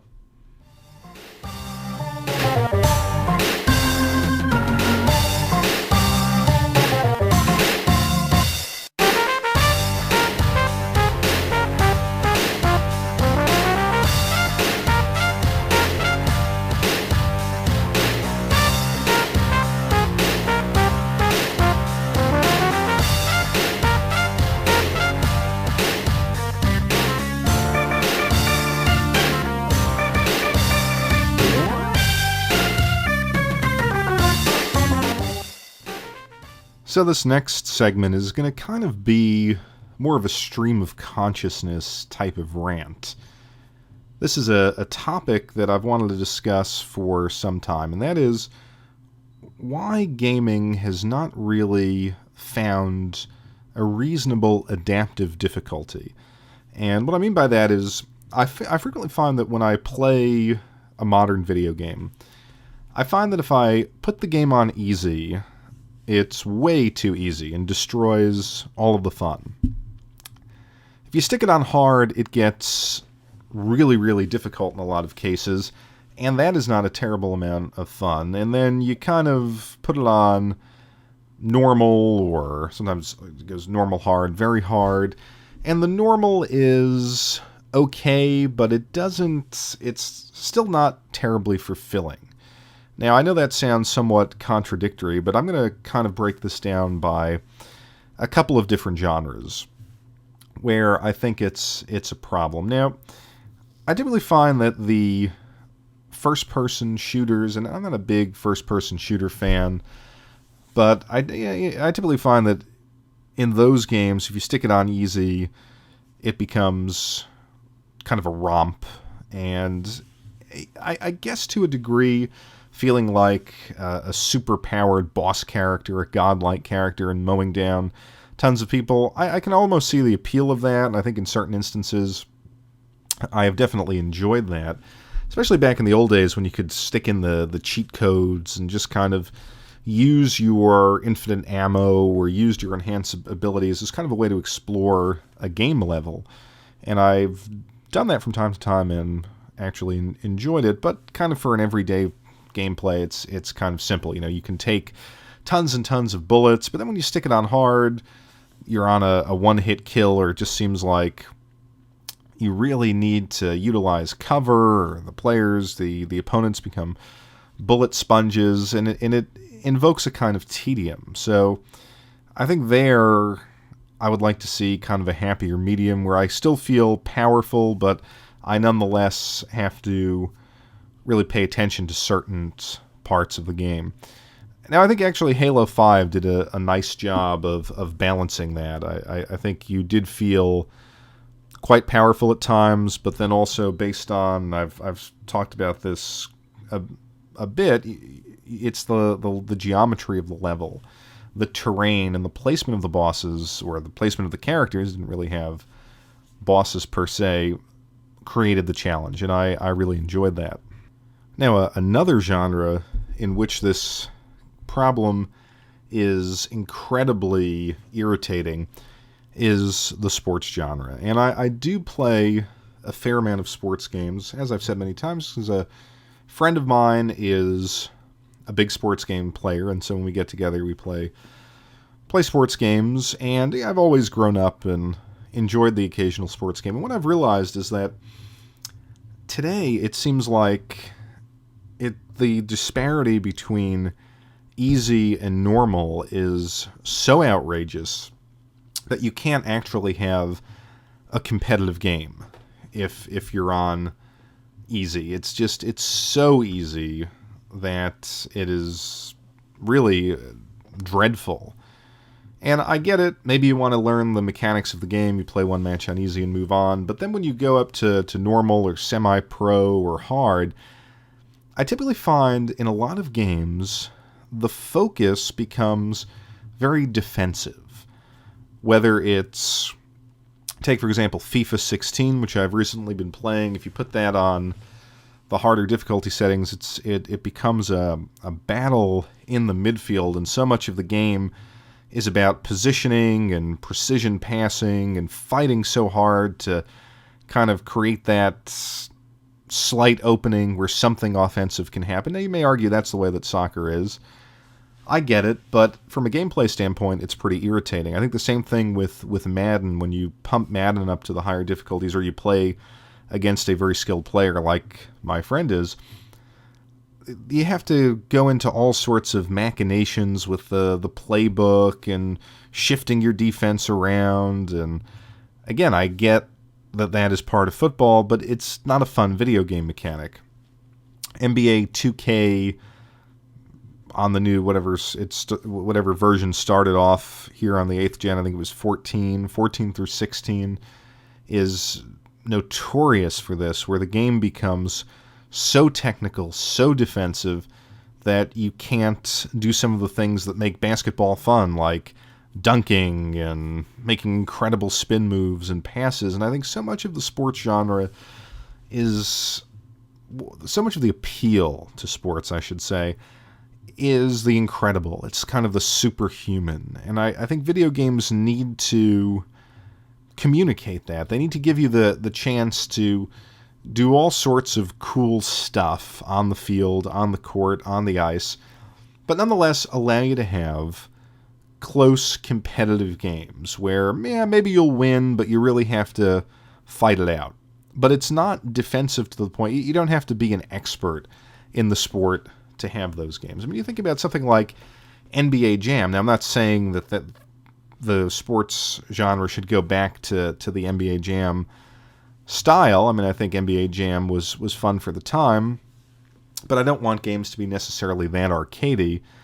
But if you remember NBA Jam, once you figured out the basic control scheme, the games were close, they were exciting, you did all the crazy moves. It was the sports genre kind of boiled down into a really, really fun package. And nothing that I've played really comes that close. The PS series, especially on the PlayStation 4, is very good in that regard, and it really takes team ability into account, which I think is important. I'd rather have the difficulty and the challenge communicated through the team selection and having teams have different attributes. And hey, if you choose, taking the soccer example, if I choose Bayern Munich and I play against some unknown team from Saudi Arabia, yeah, it should be a complete blowout. But if I play Bayern Munich versus whatever, Barcelona, then it should be a very, very close game, but I should still be able to do some incredible moves out there. I shouldn't be jockeying for position in the midfield. Now, again, I know people are going to say that you're a noob, we want the most accurate simulation of the sport. But I think the problem with simulation making its way into the mainstream sports game is that simulation is just a lot of work. If you simulate something accurately enough, you turn it into a kind of job. And I don't want to sit and play a season and be a GM and set the hot dog prices and worry about the salary cap. I just want to have a great fantasy representation of the sport. And sports games started that way, and they really tried to give you that. And, of course, the simulation stuff came later. Now, I can almost hear the criticism from someone out there saying, well, of course you can play around with the sliders, and that's true, although I find to really drill the game into where you want it with the sliders takes just a ton of time and trial and error, playing a game with a certain slider set and then exiting out and tweaking and going back and tweaking. And again, that's not fun. I realize you can download them, but even still, how do you know what you're downloading? I think the games should have a nice, as I said, adaptive difficulty where on whatever you want to call it, the pedestrian setting, the casual setting, the arcade setting, you're having a close game, it's a challenge, but you can do all sorts of incredible moves a lot more easily. And then have a simulation mode for the super hardcore who want that. And rather than having something in between, have the game kind of adapt to the way you're playing. Okay, so you have some experience, and now we're going to slightly bump up the difficulty, and maybe a couple of shots that didn't go in last game will go in this game, and just to make sure that the games are always tense and close. Now, I'm not a programmer. I don't know how hard or easy that would be. It may be just an incredible amount of ignorance on my part into the way games are designed. But if you think back to Madden 2009, I believe, this was the year they had the Madden IQ, and they said the game was going to learn from you. I never really felt that. I think Madden 2009 was an abysmal game, but I don't think they've ever realized that. And I think they have to look to other genres that do it well. I think the RPG is an example of a genre that actually has always had a kind of adaptive difficulty, in the sense that there was a built-in challenge. And the best RPGs give you a number of different ways of managing that challenge. And it becomes a numbers game, of course. But if you ran into a boss and you got absolutely obliterated, then you could go back and retweak your strategy, come back again, and the boss battle would be very easy. So, while not directly applicable to sports games in the sense that, obviously, you don't want to level up your teams necessarily. I don't know that leveling is a great mechanic for sports games. Just the idea that there was a built-in, I guess you could call it mathematical, logical mechanism in RPGs to get better and overcome the difficulty. And if that idea could be somehow adapted to sports games, I think it would actually make them a whole lot better. Because in the RPG, you are outmatched, but there's always a path to winning these battles. And if you hit and the battles are oftentimes very close, very nail-biting. And if you commit yourself to the grind, or if you get a certain set of equipment, then it becomes very easy. So I think if we can say to ourselves, this is the ideal, something that adapts to your play style, maybe that would lead to a rebirth of the sports genre. Because, again, very few games have done it. I struggle to think of a game that not only advertised the ability to adapt to your play, but really did, in a way that was satisfying. I would say UFC Undisputed 2 and 3 were pretty good at that. I thought UFC Undisputed 3 was one of the best sports games of the last generation, and not that it had a truly adaptive difficulty, but it felt like the normal mode made you work for the knockouts and wear your opponent down, but it still wasn't a pure defensive battle either. It still led to some exciting matches. I think Fire Pro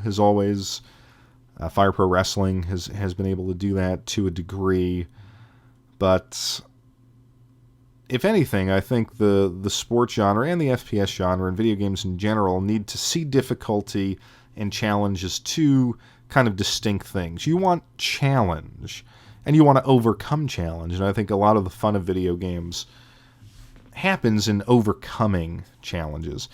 But you don't want to just have your slider set and jack up certain CPU abilities to the point that the CPU becomes cheap or irritating or tedious. And I think there's a certain degree of laziness there, where difficulty means insane challenge or insane tedium. So I don't have a solution. I don't have a technical solution to this, but I think it's something that we should at least reflect on moving forward. I think would make a lot of genres actually a lot more fun to play.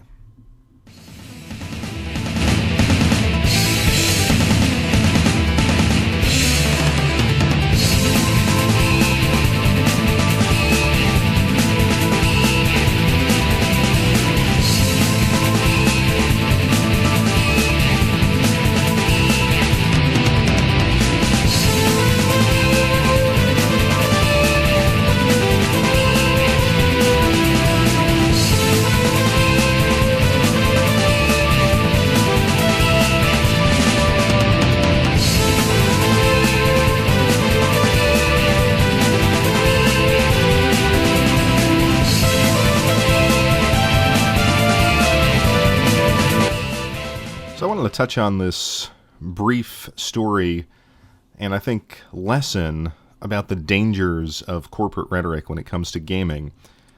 EA Sports, or Electronic Arts I should say, had a conference call, I believe on May 16th, 17th, and the CEO, his name is Andrew Wilson, came out with a few interesting statements about gaming. And I as I was reading these, I kind of shook my head and thought to myself, what is going on? So I'm going to read you some of these statements.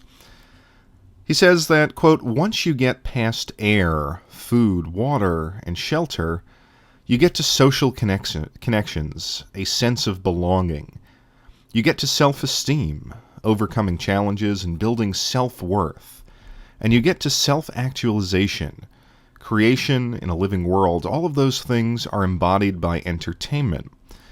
But we believe games are the most valuable form of entertainment given their ability to fulfill those fundamental human needs.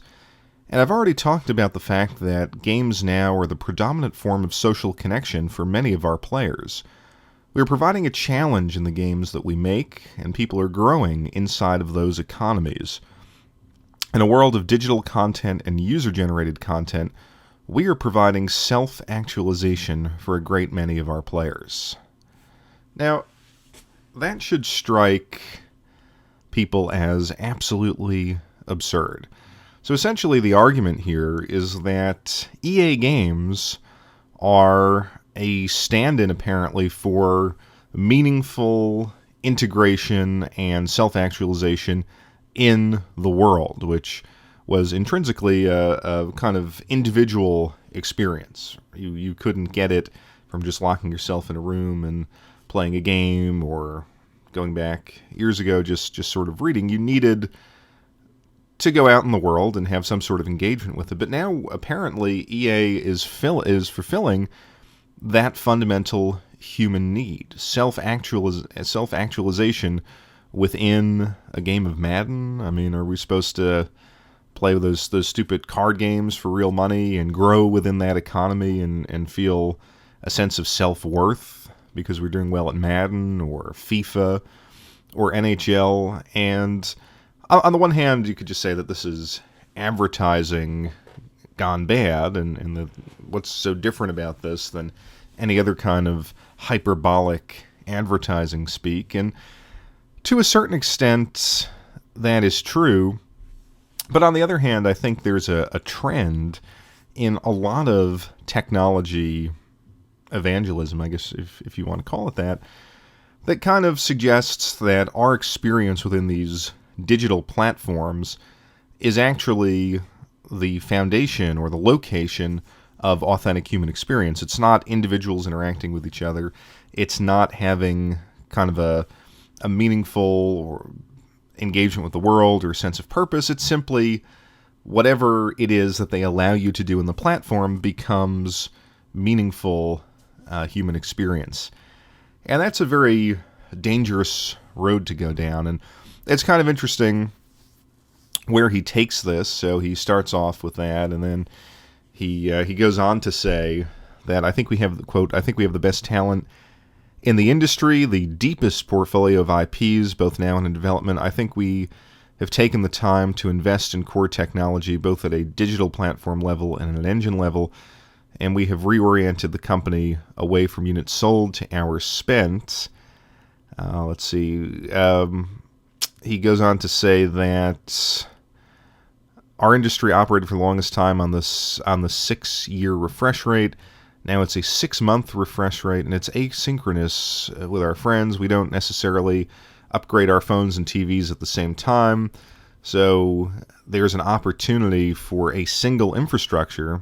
I should close quote there. He goes on, and this article I'm reading doesn't quote this explicitly, but he went on to talk about how EA needs to create a platform so you can engage with one game across all of these different devices that you may upgrade asynchronously. So, do you really need the grandiose and, quite frankly, silly philosophy, if you can even call it philosophy, quasi-philosophy, quasi-pseudo-social science of games being a place of self-actualization, when all you really needed to say is that you're going to come out with a way for people to interact with these games across different platforms. And I mean, that's not a bad idea in and of itself for people who are really into Madden. Play it on the PS4, continue the game on your phone or tablet or whatever. But I always think that we need to push back against the idea that only tech companies can facilitate meaningful human experience, because once we cede that, and once we agree to that, and then cede our own ability to them to make life meaningful, we're going to be in a place of, I think, interpersonal, intellectual, and possibly political poverty, because if we can't determine the course of our own life, and if we can't even determine what self-actualization means for us, and we're leaving it up to a company, that is a dangerous, dangerous path. So it may have just been a one-off line on a conference call, but it's not the only instance of this, whether it's Google defining the terms of what it means to be human, or various tech companies and app developers trying to redefine what education is, and what training is, and things like that.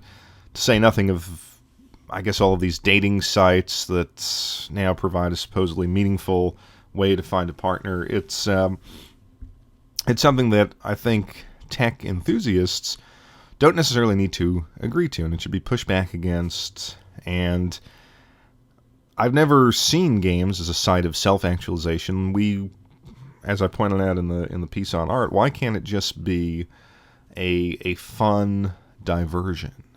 Why can't it just be a site of escape from the social, rather than the construction of an in-game economy that seems to direct your actions? So EA trying to change the world and provide us with a sense of self through a yearly release of Madden. Interesting concept.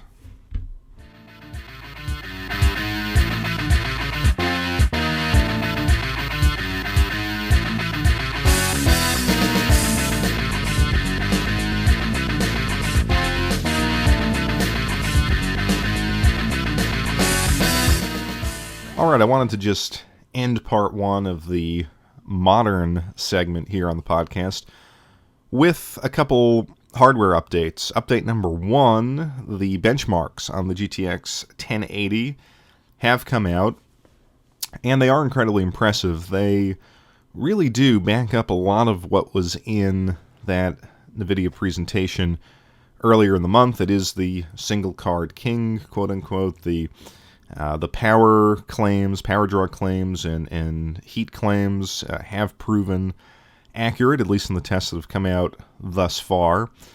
But there are a few caveats that are worth mentioning that have come up in all of the testing. One is that there seems to be a disparity between DirectX 11 performance and DirectX 12 performance. That is likely down to just the newness of the DirectX 12 standard, although performance in certain games like Ashes of the Singularity, for example, were very, very close, and I think in some cases bested by the AMD Fury card, whichever the top of the line Fury card is. So it didn't win out completely in every single test, although that's fairly minor. AMD seems to do better with games that take advantage of, I think it's called, asynchronous computing. But that's kind of a minor point. The larger point that I think has been, I shouldn't say underrepresented, because it has come up in all of these benchmarks, but it has been underemphasized, perhaps, is that the GTX 1080, for all of its power, for all of its efficiency, is still not giving you a 60 FPS high-quality experience at 4K. And to a degree, I don't think this is a problem with the card. I think it's a problem with 4K as a video standard. So in all of these tests, the GTX 1080, and by the way, this is, I think for the most part, not overclocked, because I don't know that was unlocked by NVIDIA for the review copies.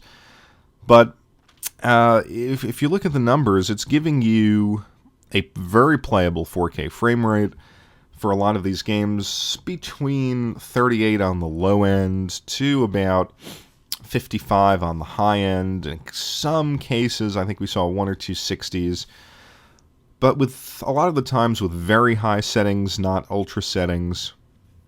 And the GTX 1080 is supposedly the greatest card ever released, and a lot of the numbers, I mean, indicate that it is an evolution over the 980 Ti and things like that, but it's not groundbreaking in the sense that it's finally going to deliver 4K at 60 FPS consistently. Now, sure, if you drop down the eye candy, certainly it's capable of that.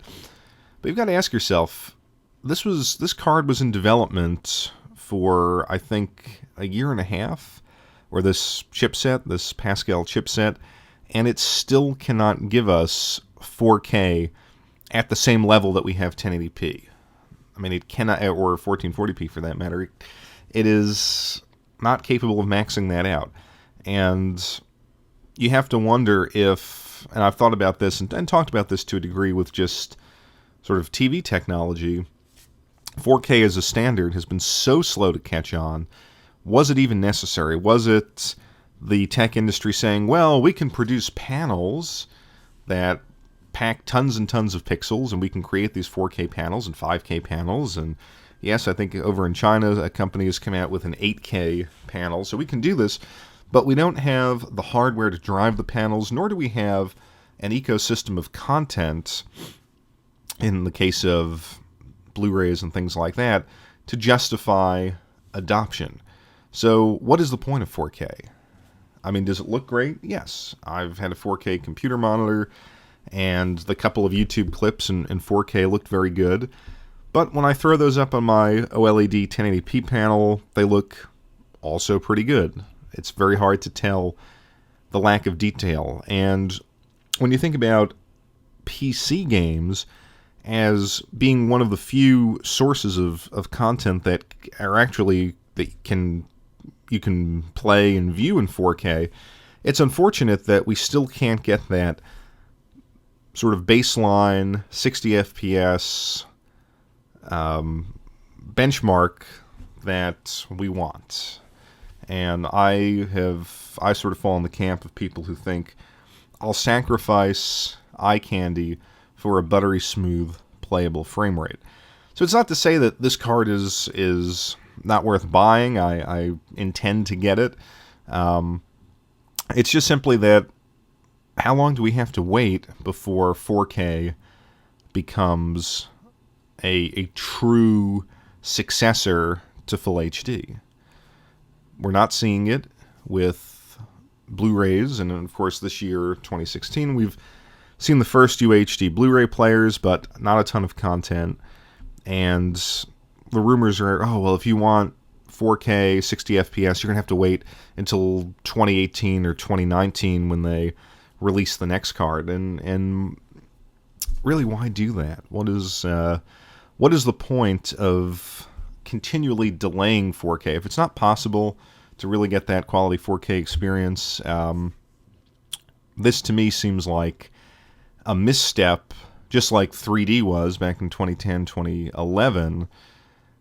It's just taking a long time for us to realize that, or taking a long time for the tech industry to move away from it. Now, VR, on the other hand, I think when you compare the different display technologies, VR is the more exciting, and it could potentially take off in a way that 4K has not, but there were rumblings this week amongst 4K early adopters, and they were quite upset because the Oculus people on Facebook, obviously, they instituted some sort of DRM that locked out a program that allowed HTC Vive owners to play Oculus exclusive games on the Vive.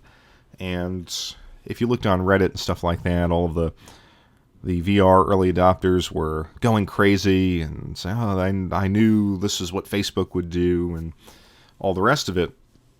Well, a couple days later, it came out that this software package, this compatibility software, I think it's called Vive, was updated to reinstitute the compatibility. So it seems like there's going to be a battle between Facebook and HTC or whoever writes this Vive software to get the Oculus games on the Vive. And it seems like a lot of people are saying, oh yeah, the Vive is the superior VR headset. But it highlights something that I talked about, I think in the first episode of the podcast, about do you wait for VR or not? And I think this is an argument for waiting, because if there's going to be a constant battle between these two companies as to what games you can play, it's not going to be pretty for the end user. And there a couple people made some interesting points. Perhaps the most interesting is that the PC gamer expects compatibility. When you buy a high-end component for your PC, you do not expect it to be tied down to one storefront. And I think that is a very, very fair point. If you're paying, I think, $800 for the Vive, and I think that's I don't know if you have to get the controller separately or they come with it. I want to say it's $800 all in one. Not to mention the computer to run it, which is extremely expensive. You expect to be able to play all VR games on this headset. And the fact that Facebook was trying to lock down their stuff is disheartening, and I think it is a reason for me, anyway, to wait. Now that I do have a VR-ready computer, I thought about jumping in, but yeah, I think you have to give it a year. I think they have to work out all these kinks. Quite frankly, I'd like to see the reliability info on both headsets. But the fact that Facebook would try that kind of gives me pause, and maybe I will in the end pay the extra money for the Vive if that's the route that I take. So yeah, I'm going to be very curious to see the comparison also between these platforms and the PS, whatever they're going to call it, PS4 VR, although we know it's going to be less powerful. But I think the landscape needs to mature, and I think it's an issue worth revisiting about a year from now to see what the landscape looks like for VR. Exciting Neo Geo! 今まさに宿命のゴンが鳴り響く劇的体験画廊伝説 The future is now SNK. Well, having discussed art and video games on this episode, and talking about the fact that, in my opinion, the artistry of video games lies in the fact that it's a pleasant, pleasurable human-machine interaction, I got to thinking of companies that really embodied that ideal, and I think quite obviously Nintendo in the home setting. But in the arcade setting, I think no company embodied that particular type of artistry than SNK in the Neo Geo era. And I just went back and I played a variety of Neo Geo games, which I primarily have on the PS2 compilations. They have Art of Fighting, Fatal Fury, Samurai Showdown, then they actually have the Neo Geo compilations themselves, and also a few games that I have on MAME. And I'm always shocked when I go back to the Neo Geo era of SNK games how absolutely beautiful they are. They are some of the most gorgeous sprite work ever done. And I think the word that kind of captures what SNK was all about from this era is uncompromising. From their hardware design to the aesthetics of the games to the mechanics, completely uncompromising approach to designing video games. And I guess my history with Neo Geo goes back to the arcades. I obviously didn't own the AES.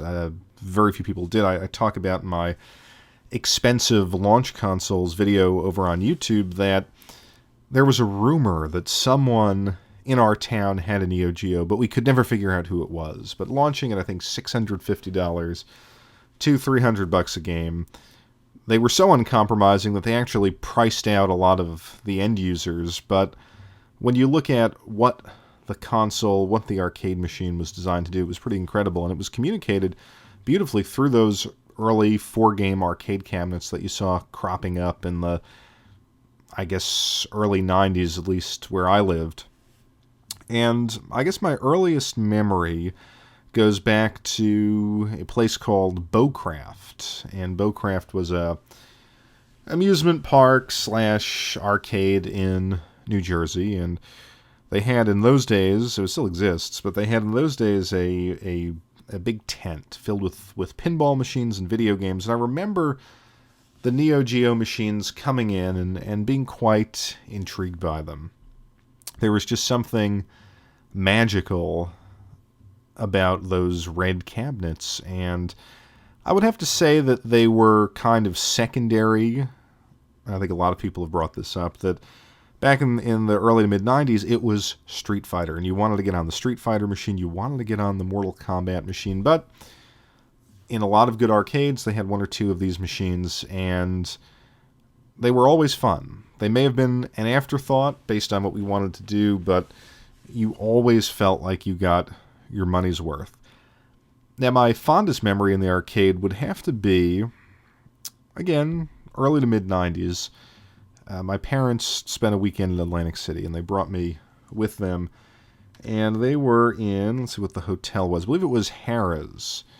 And, of course, you couldn't gamble, and Atlantic City is very boring for a kid, but my parents saw somewhere in the hotel map that they had an arcade, so they dropped me off in the arcade, and it was either everything was set to free play or it was really cheap. It was basically a dumping ground for your kids. And so I remember having this entire arcade to myself, not a soul there, and they just had rows of these Neo Geo machines.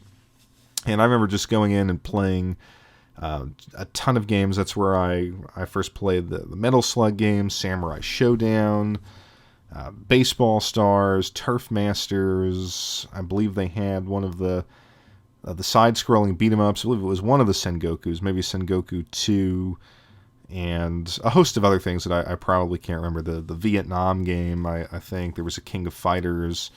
Not a King of Fighters. It might have been before King of Fighters, but I think there was a Fatal Fury, something like that. And I just had a blast. But it was quite obvious that I was never going to get the machine at home.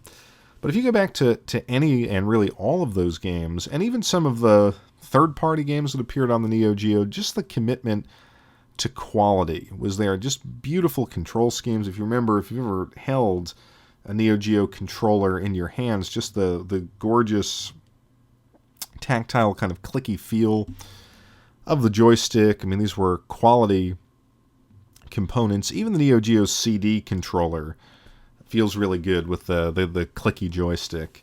And of course on the arcade cabinets as well. And just the level of animation. There was really no better animation in this era, I would argue, than the Neo Geo games. Now, obviously, Nintendo and Sega were doing great things, but if you looked at something like Metal Slug 3, for example, just the pure kinetic energy of the sprites was something that I had never seen before. And if you pop it in today, and it's on all sorts of compilations and things like that, you will still be amazed by how good this game looks and how much is going on screen. It's completely fluid and chaotic and funny, challenging, and all of the Metal Slug games really absolutely beautiful affairs, each one of them.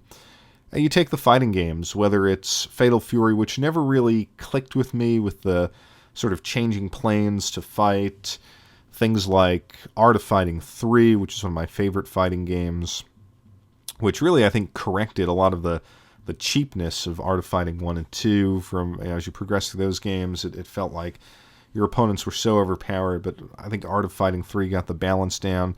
To obviously the King of Fighters, all of those gorgeous levels. You see an attention to detail and a kind of presence to each of these stages that you just don't see anywhere else in the 16-bit era. Same thing goes for the shooters. Basically, everything they did really, really well. The whole Sengoku series, absolutely wonderful. Now, critics will, I think, say, well, yeah, Neo Geo, they had the art down, but they really just borrowed ideas from other companies who were more successful, whether it's Capcom and Street Fighter or Final Fight, things like that. And I think that's true to a degree, but you just had the feeling with Neo Geo because of the price of their hardware and the fact that it felt exclusive. Nothing about the game was a cheap ripoff. It was more or less saying, okay, this genre is popular, we're going to do it the SNK style. And a lot of the times it was maybe not better, but it was always very unique, and it was lush in a way that no other platform could be in that era.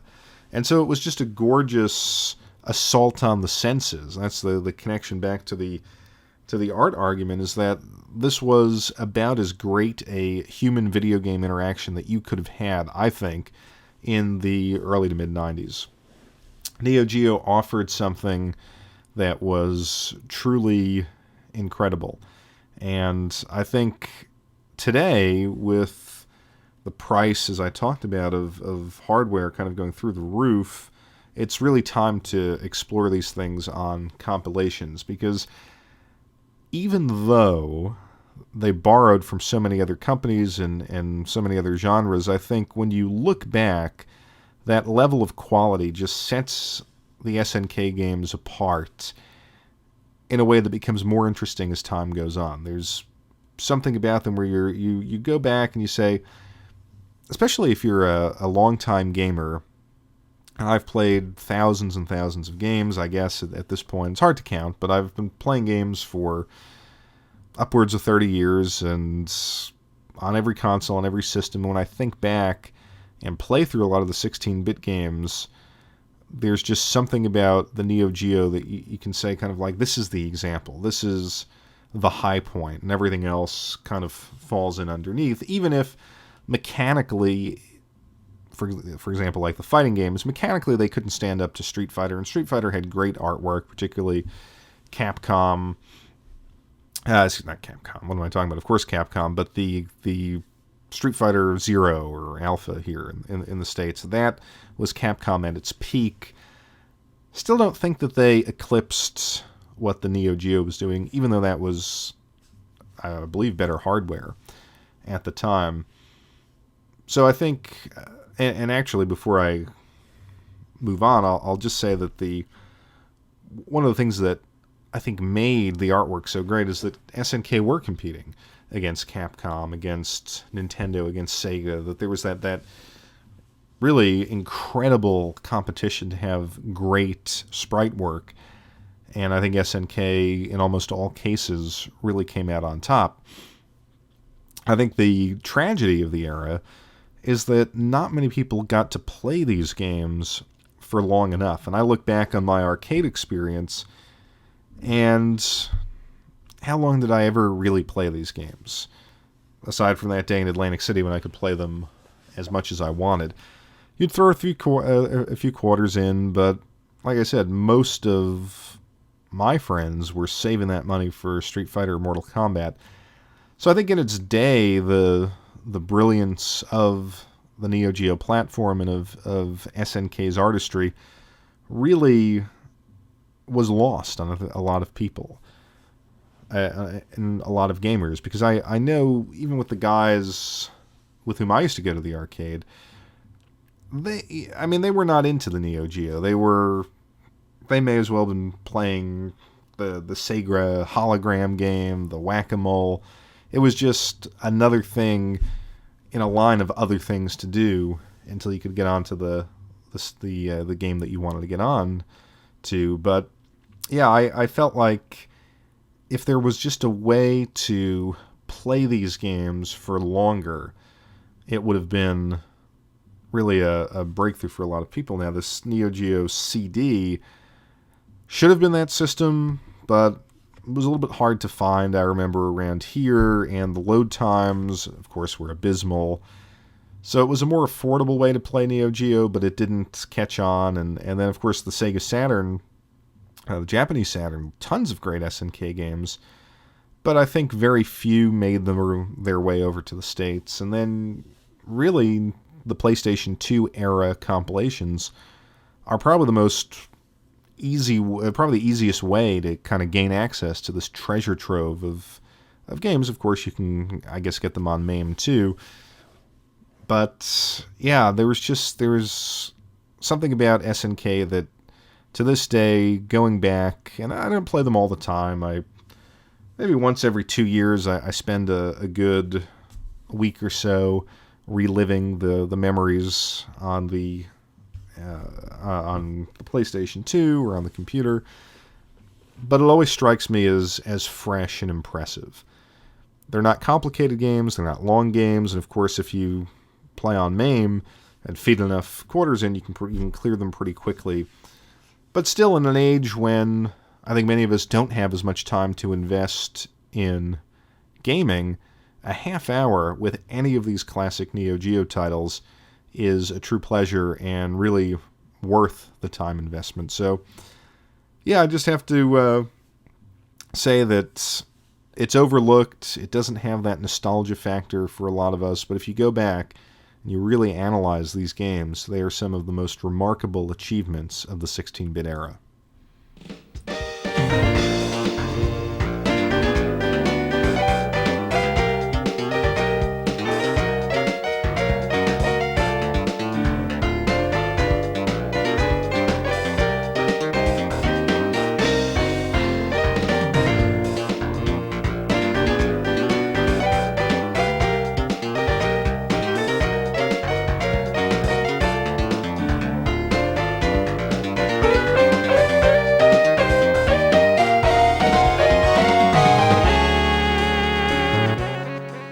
Alright, time for Games of the Month, and I decided to focus my attention on Neo Geo for this month's games.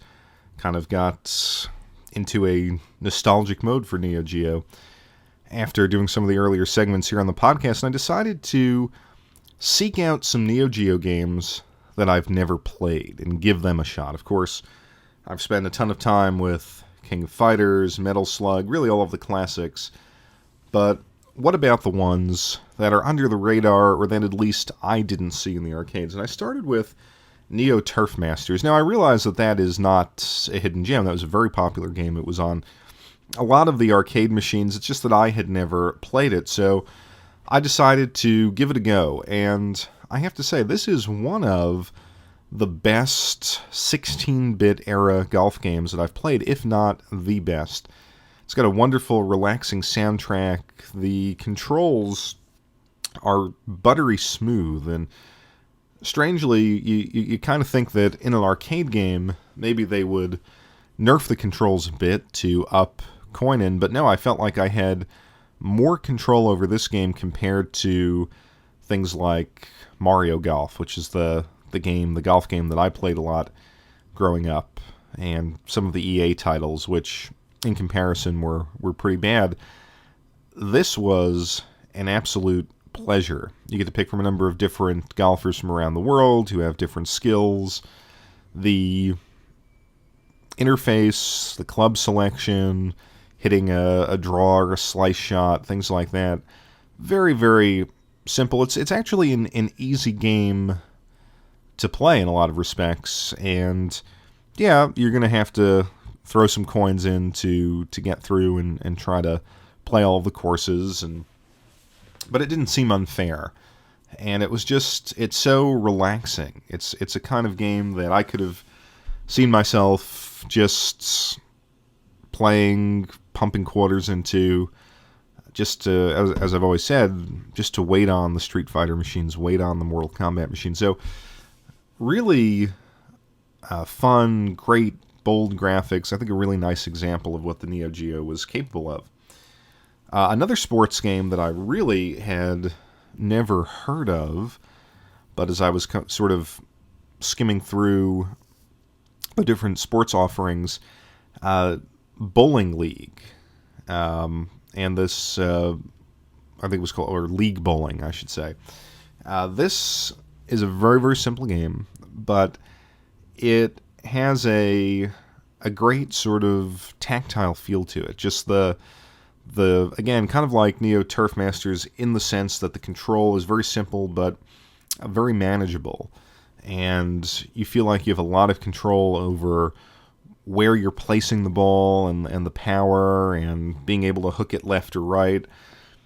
There's also an interesting mechanic as to when you get your shot locked in, you can sort of still move your character to create some momentum or change direction a little bit. And I found myself, after a few playthroughs, really being able to do some impressive stuff with the bowling ball. It's not particularly difficult. It was designed for 2 players. And so if you don't have another person on the arcade machine, you're just going to try to play to beat your own score. But nice relaxing soundtrack, and a game that I never seen in the arcade. And really, I could have seen myself, again, pumping some quarters into as just a fun diversion from some of the other machines. But it kind of makes me feel like if I was actually going to buy a Neo Geo, an old school Neo Geo arcade machine, I might go with Turfmasters or this game and 2 or 3 of the other really classic ones.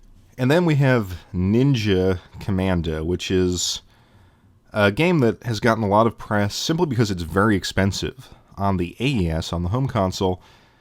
But I felt like I needed to give it a shot on the arcade console, and it's a lot of fun. It is a shmup, more or less, although you are, for the most part, running on the ground as one of these ninjas, a couple of different ninjas you can pick from.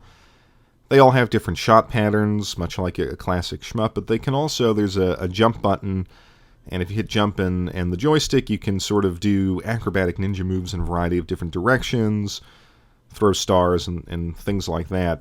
Incredible level design, incredible art style. I would expect nothing less from the Neo Geo, and this is one of the best games here. Again, buttery smooth, and as you upgrade your ninjas, you get the different power-ups.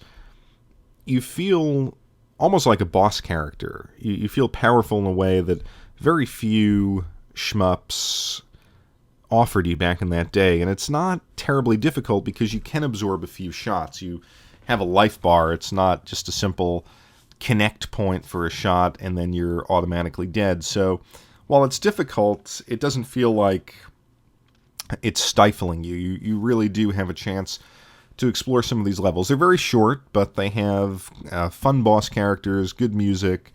It's a game that I think needs to be played a little bit more than it is. Unfortunately, it's so expensive on the AES, but I'm sure it's on a compilation somewhere. If you can hunt it down in an arcade, it is worth a couple of quarters. And again, as a kid, I always felt sort of frustrated by shmups, so I don't know if I would have gravitated to this, but it, like I said, just that sense of power the game gives you in the progression and the speed of the upgrades to your character, I think would have been enticing to me back in the day.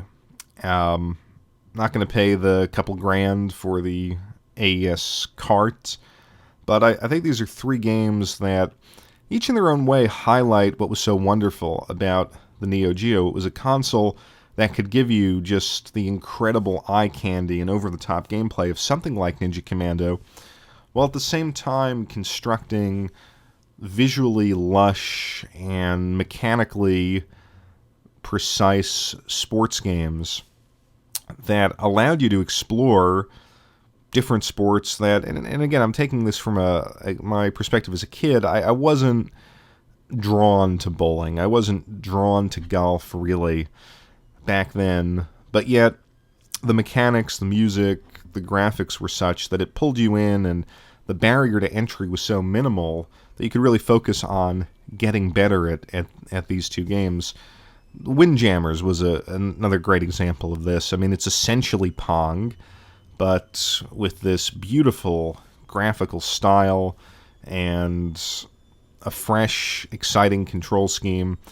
So I think in all of the great fighters and all of the great side-scrolling beat-em-up games that the Neo Geo had to offer, there are always these smaller titles that very subtly but very deliberately show you the brilliance of the platform.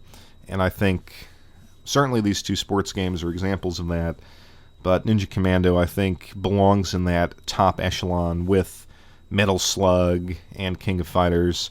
It is a tremendous game. So it's been a fun month, kind of reliving Neo Geo in a way, and as fun as it is to see one of those red arcade machines, I kind of feel like, boy, it would be great to have at least the Neo Geo hardware, and then an EverDrive or something. Maybe that exists, I haven't checked, but just the prices on that stuff are going to prevent me from really ever bringing that experience into the home.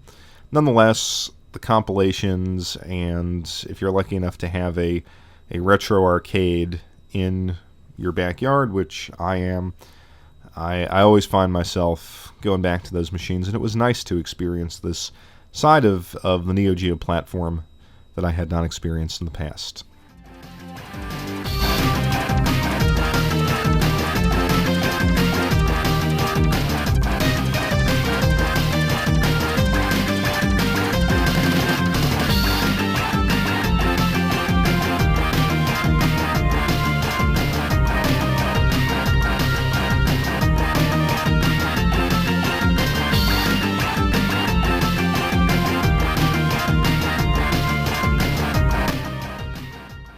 So I wanted to address a question that was brought up on the CU podcast. Those guys received a user submission. Basically, the guy asked, will our retro video game collections be worth anything in 100 years? And if you listen to the CU podcast, Pat in particular has this kind of reflexive know-it-allism, and he just sort of dismissed it and said, of course, they're going to be useless and worthless in 100 years. We're all going to move to digital media, and that's that. And so you better sell off your stuff now where there's a market before you're too old and die, or before the market disappears. I kind of disagree with that. I think you have to have a little bit more of a nuanced view of this, and actually kind of look at other collectible industries to get a better grasp of what exactly might happen.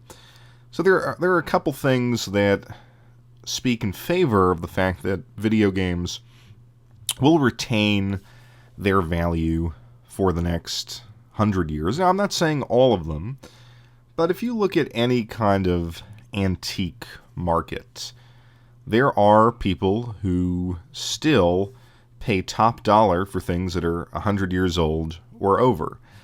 What happens, I think, in a lot of cases is that the market shrinks and the cream rises to the top, so to speak, and so there's always a consistent and to a certain degree growing market for the top-level products in a particular field of collecting, and then the others certainly lose value. So if you have a collection of over 1,000, 2,000 to 4,000 games, yeah, that is not going to maintain its value, but I think some of the iconic games probably will.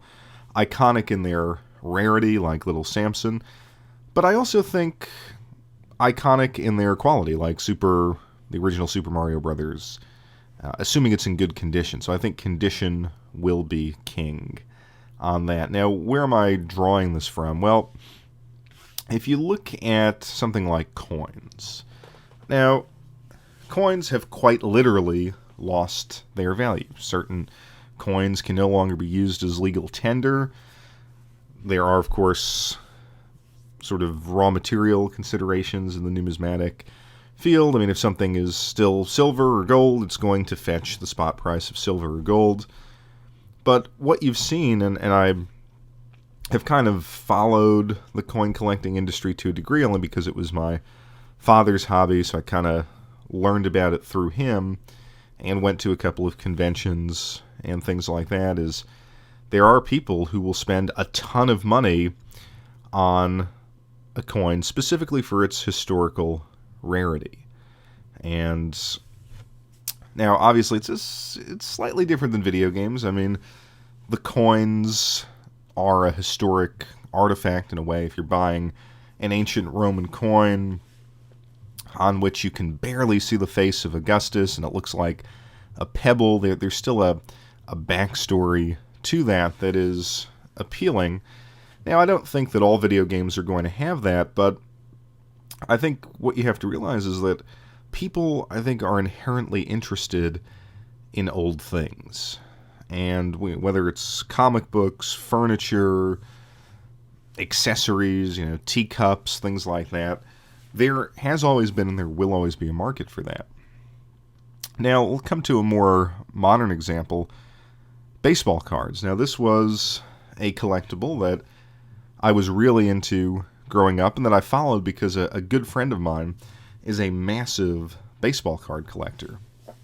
And baseball cards have taken a crash. I mean, when we were growing up, we were in high school in the mid to late 90s, there was a huge collecting boom going on with baseball cards. Certainly with the Mark McGwire, Sammy Sosa home run race contributed to that. People thought, oh my goodness, these cards are going to be incredibly valuable. We have to get as many as possible.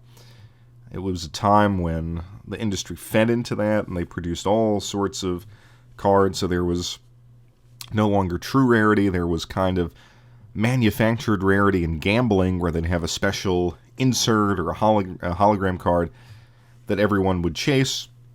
And if you remember back in those days, if you grew up in the United States, the Shop at Home network with good old Don West hawking millions and millions of dollars in baseball cards and spreading the belief that these things were investment grade. My favorite example of that was the $50,000 Tiger Woods rookie card, which I purchased probably 8 years ago for $40. So the values have plummeted in baseball cards, sports cards in general, and arguably just from a kind of their existence, they were never as useful as video games. Video games, you could pop into the machine and play and get endless hours of enjoyment out of. Baseball cards, you just kind of looked at and traded. But what has happened in that industry is the same pattern. There is still a vibrant and rising market for baseball cards. It's just that it has concentrated itself around the true gems of the hobby, and the one that I'm most familiar with is the 1952 Mickey Mantle rookie card, which my friend is chasing. He was trying to build every top set ever released, and he's missing one card, and it's that card. And that card in what we would call a PSA 4, which is sort of middle-of-the-road condition. It's actually good condition for a 52, but overall, I mean, it's not pristine. He's looking at between $15,000 and $20,000. And that is something that card has been on an upward trajectory since the 70s, when people realized, hey, this is probably going to be valuable. The same holds true for a lot of the high-quality, the great players and kind of the high-quality sets that have come out. So I think video games are going to kind of find themselves in that category. I think, regardless of what the retro gaming survey said that I did, where a lot of people thought we were going to have continued steady expansion in retro gaming, I kind of think that it is going to contract at some point. I mean, I do think that if you were considering selling your collection, yeah, then I would agree, probably now, between now and 3 years from now at least, might be a good time to do it, because I think as the systems, as the hardware fails, and that is starting to happen, people are going to question, well, do I want to hunt down another piece of working hardware? It's going to be harder to get, or do I want to hunt down the parts, or will I be content to simply play it on an emulator on an EverDrive, things like that. I think people took for granted, certainly from 2001 to now, hey, this hardware is my Super Nintendo is always going to work. My Sega Saturn or Dreamcast is always going to work. Well, that is not the case. And I think one of the pleasures driving the hobby to the current height that it's at is the love of playing these games on the original hardware. So it will take a hit, but I think people, 100 years from now, history is alluring. And I think people will look back, and if we can still look back, if we still have leisure time and can sort of explore the past, I think people will look back on this time in gaming, and a certain subset of people will be very, very interested in it, and these artifacts will still exist. But no one's going to be paying $8,000 for Contra on the NES. I think there's going to be a handful of titles that are very valuable for every system, so your basket of desirable titles might be in the thousands, but I think that it'll just be spread out around all the systems. And if you have some of these games, I think you could still make money in the hobby. Everything else, though, is probably going to tank. That would be my prediction, again, based on all these other collectible industries that I've looked at. I mean, I think the only one, I mean, you could hold up art as an example, and that has continually increased in value, but of course we're talking about fundamentally different things. I'm talking about mass-produced entertainment items. Now, there are probably some things I'm missing, like the toys. I know Transformers, there was a big market in that.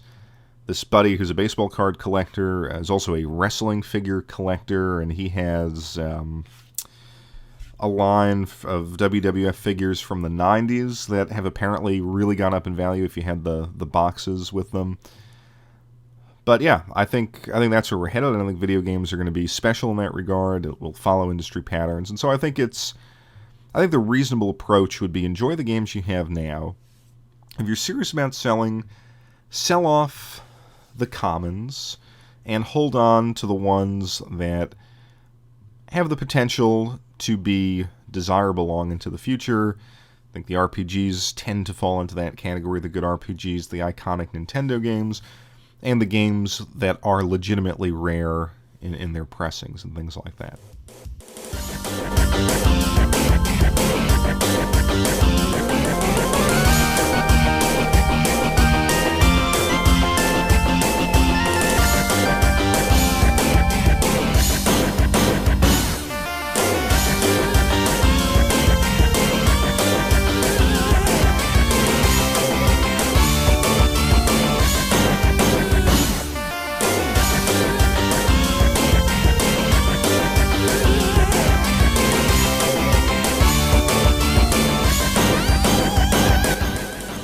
So in keeping with some thoughts about collecting, I wanted to talk about what I feel are the next great collector platforms. And by platforms, I mean video game consoles. Now, before I get into it, I want to make a distinction. I think when we talk about systems, what systems to collect for, especially which systems are retro systems to collect for, we tend to have kind of a functional definition and a cultural definition. And I think the functional definition that a lot of people reject, but to which I subscribe, is that if a console is no longer in production, it is by definition a retro gaming console for the purposes of the retro gaming market. You can explore its library, the games are very cheap, and you can no longer, the hardware is no longer being supported. So I think it falls into that category. Now, once it's in that category, we then say, okay, is it an appealing console to collect for retro gamers? And that's the cultural definition that I think a lot of people believe in, but it's an arbitrary kind of stamp. What makes the Super Nintendo more retro than the Xbox 360? It's kind of a style, it's a fad, it's a cultural moment that says to us right now, yeah, the Super Nintendo is by far the more appealing platform of the two to collect for. And so I think as we look back with the Xbox 360 essentially gone, although I think they're still producing it in some capacity, although they're going to stop very soon. The Wii U, well, the Wii U's about to go out the door. I mean, the Wii is gone. PlayStation 3 is still hanging on, so I'm not going to include that here, but what are going to be the most attractive consoles to collect for, and which will be the least? And I think to start the discussion, you would have to look at Nintendo, because Nintendo, all of their platforms are inherently collectible. We've seen the price of GameCube games really skyrocket, and I don't see that stopping anytime soon. I think games like the Fire Emblem game in particular is probably up around $90 to $100 right now. There's a Kirby game on there that's fairly expensive, so yeah, that's not going anywhere. So you have Nintendo. Now the question about the Wii, I think the Wii is interesting. I believe it will get to that level, although I think the Wii is, to me, just far more unappealing than any other Nintendo console to collect for. There's something about the shovelware and the shallowness of a lot of its library that kind of, leaves me a little bit disinterested. Plus, I was never a fan of the motion control mechanic. Nonetheless, I think whether it's the Xenoblade game or that whole series, the Pandora's Tower, Last Story, games like that will command a premium. I think Capcom versus Tatsunoko is actually an amazing game. So, I mean, there are gems, and I think they will hold their value, but perhaps not at the same level as, say, GameCube. And then after that, you have to say, okay, well, what about the rest of them? And I really see two consoles standing out as being undervalued and underexplored, and the first is the PlayStation 2. The PlayStation 2 obviously hits the functional definition, and I think it hits the cultural definition in the sense that there is so much to discover. You have the games for which a lot of people will be nostalgic, whether it's Burnout or GTA or the original God of War games, the Persona games, although obviously they were on the PlayStation 1, but I think Persona 3, Persona 4 really had a cultural resonance that the first two didn't have, at least in the United States. You have the kind of popular cult games, I guess you would call them, like Katamari Damacy stands out.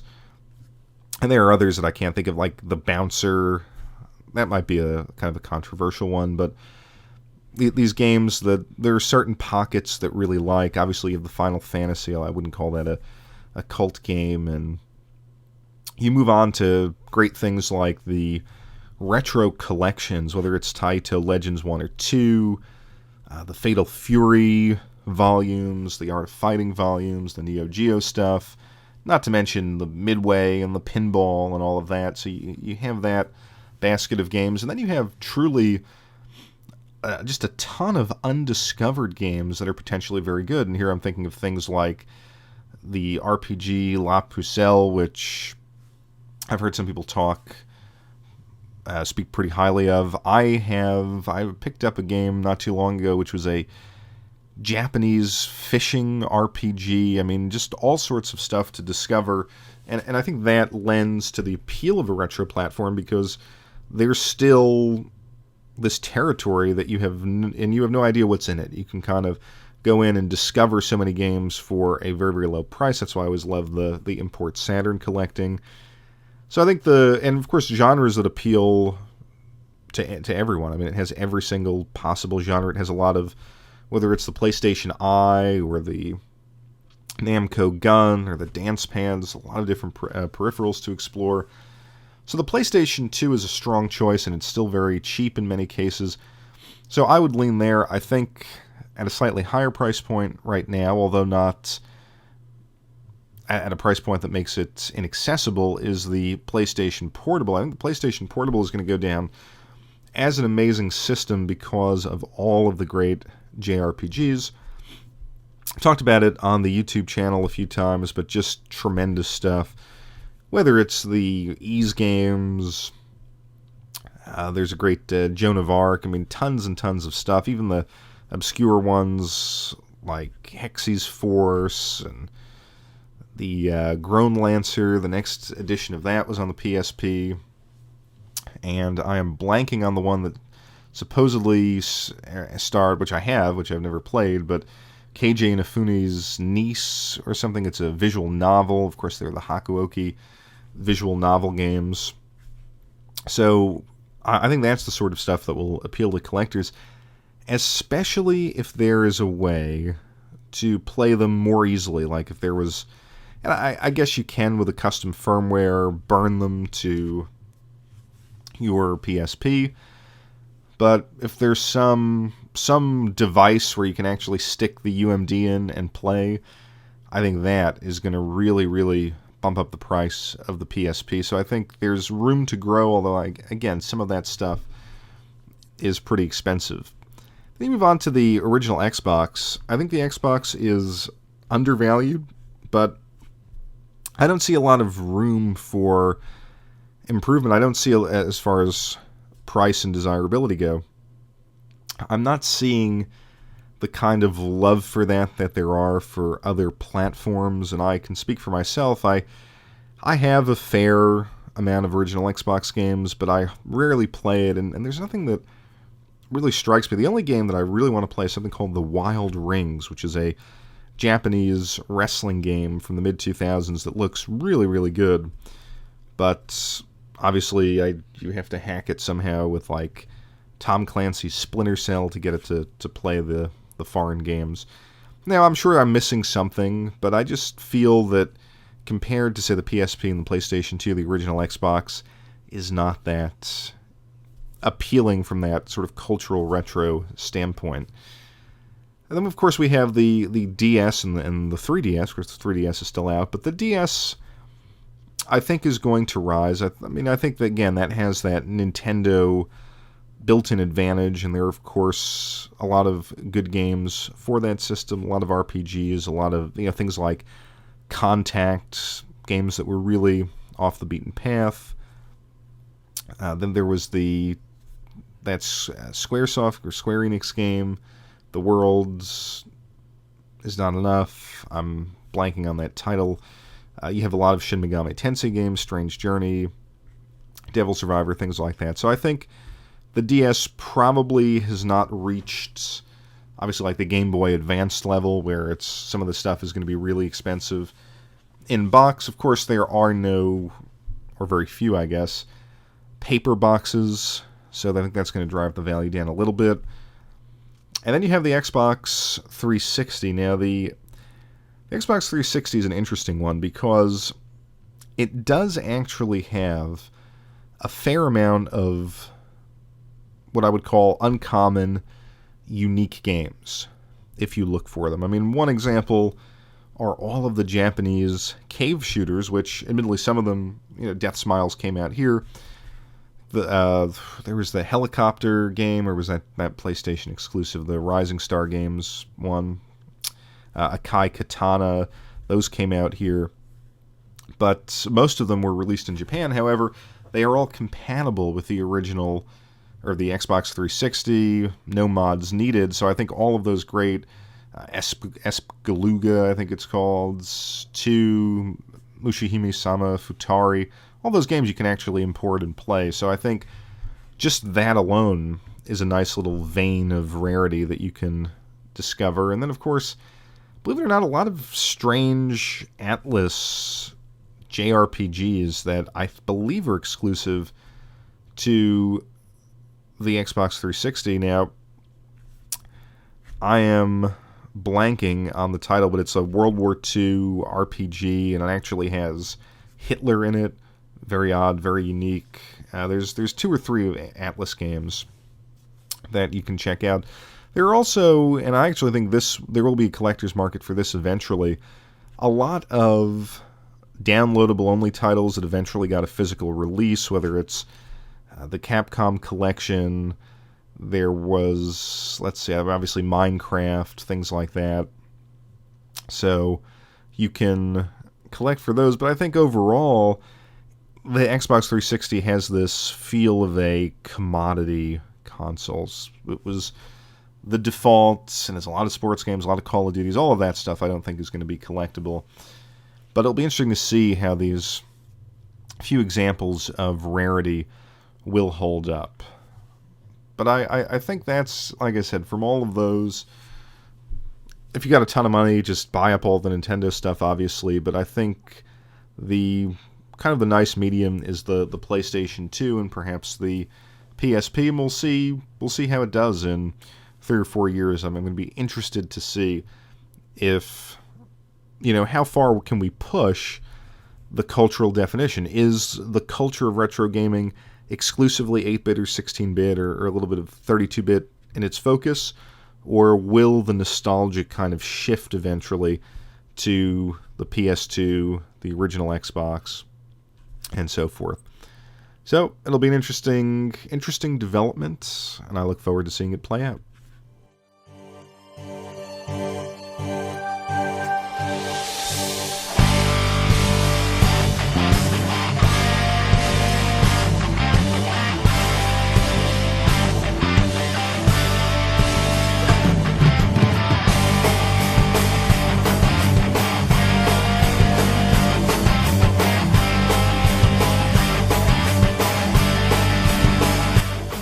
Well, I wanted to talk about a related topic, and if you want to pick up systems like the PS2 and the Xbox 360 and the PSP and really try to collect for them now, it's still a lot of fun. It's part of what makes the hobby great is you can get these systems currently and experience what the libraries have to offer. But I think the story changes drastically when you go back in time and try to pick up some earlier systems.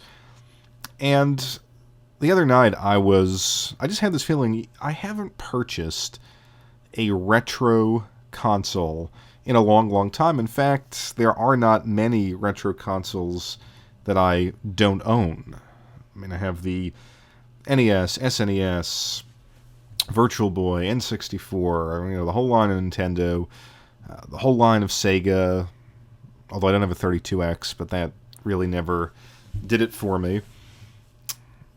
Pretty much, obviously, all the PlayStations, Xboxes, things like that. So there's really, the only thing left for me to discover are niche systems.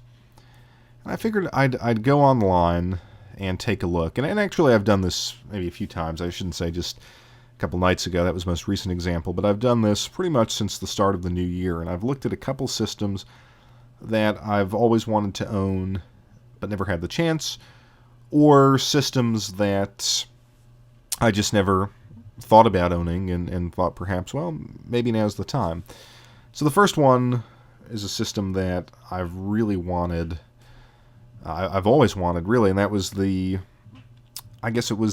Japanese Turbo Duo, the kind of grayish one that you see floating around eBay. But I would have settled even for a US Turbo Duo, and the prices at this point are between probably about $280 on the very low end to $600 on the high end. And I looked around and, I couldn't do it. Then locally on Craigslist, I saw someone was selling a Pioneer Laser Active, and he wanted, what was it? He wanted like $650, was it, or something like that? And I contacted him and I said, look, that's a little high. I said, if you want to sell it to me, I will pay you, I'll offer you $450. I said, look, you can put it on eBay, obviously try your luck there, but locally, $450 cash. It was in good condition. He had a lot of pictures.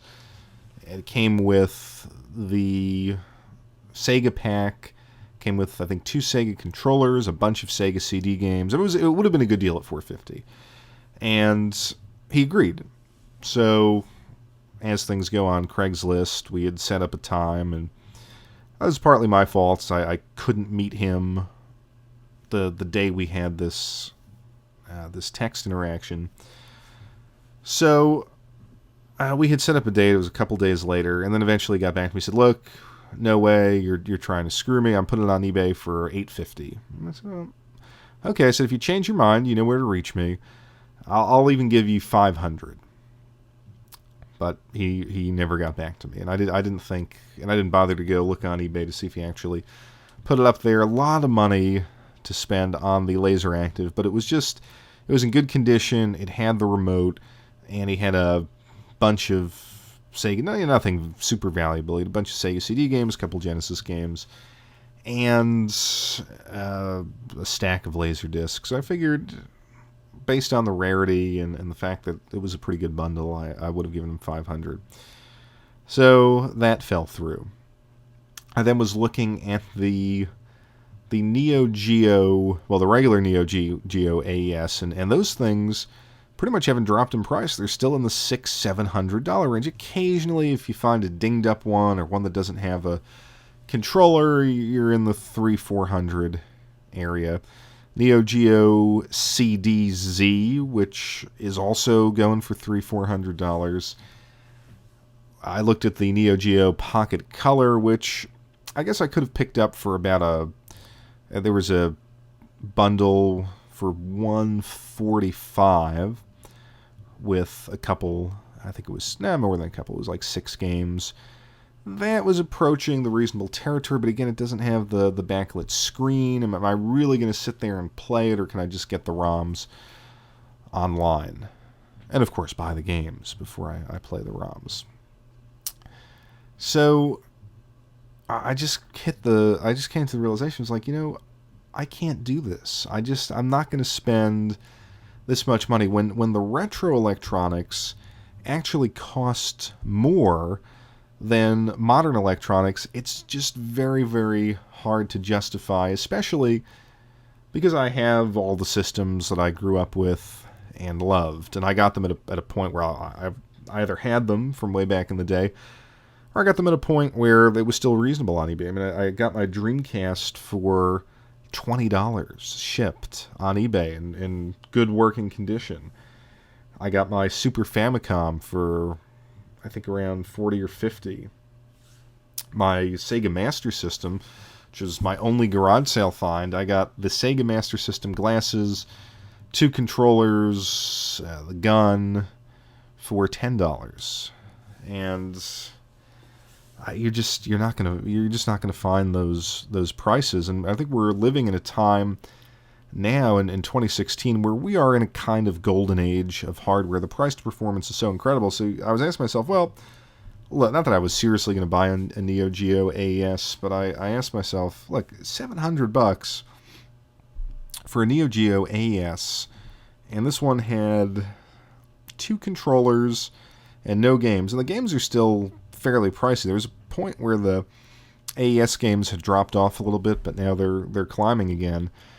I was like, obviously for $700, I'm going to get the new GTX 1080. Why on earth would I spend that much money on an older system? I think we've lost really one of the joys of the retro collecting hobby, and that was every so often going and picking out a system that you had very little experience with or no experience with, and collecting a ton of games and exploring the library. It was doable in 2010, 2011, 2012, even 2013, but recently we've lost that, and I wonder the prices that these things are going for on eBay. Now, I didn't bother to check a lot of the sold listings this time, but a couple other times I did. And okay, if a guy's asking $850 for an AES, it's still selling for maybe on the low end $400, even if he's not going to get or whatever it was, $700. The guy wanted $850 or $850 for the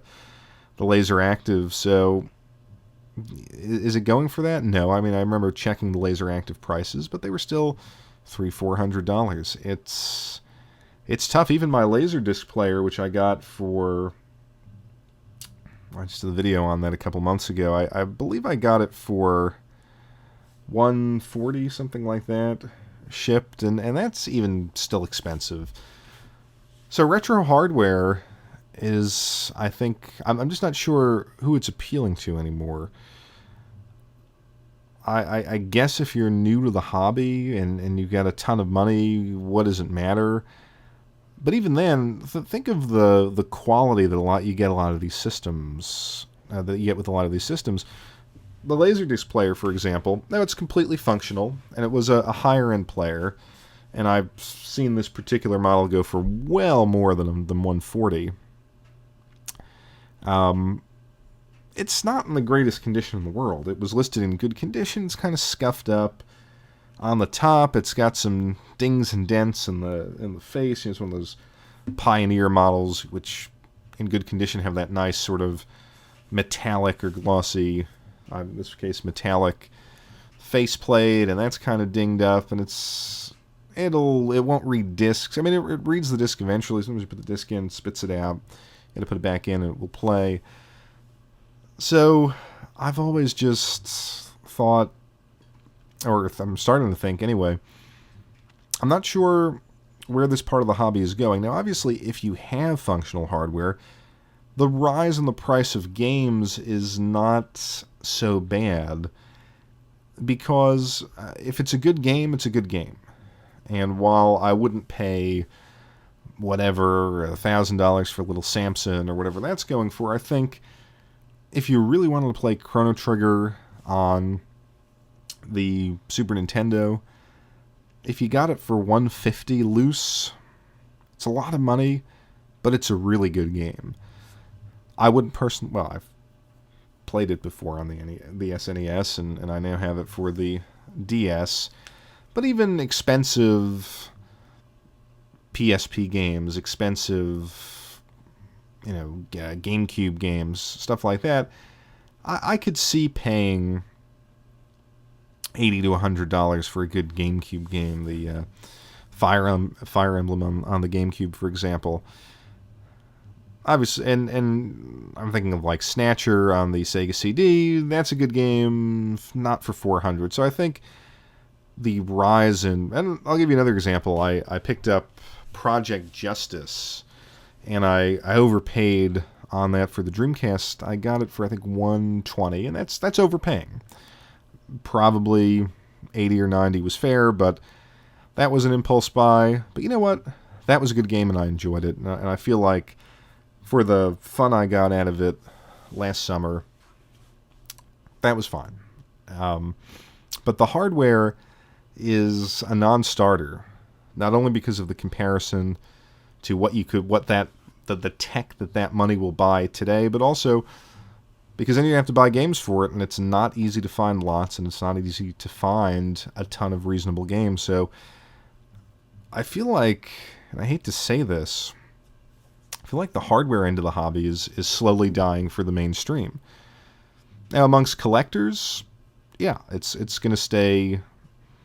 It's probably going to stay fertile for a while, I guess, if you want to call it that. I think if you have a Neo Geo AES, if you have a Turbo CD and stuff like that, you'll probably be able to sell it and get some money within the next 3 years. But at a certain point, I cannot see this model sustaining itself for the retro hardware.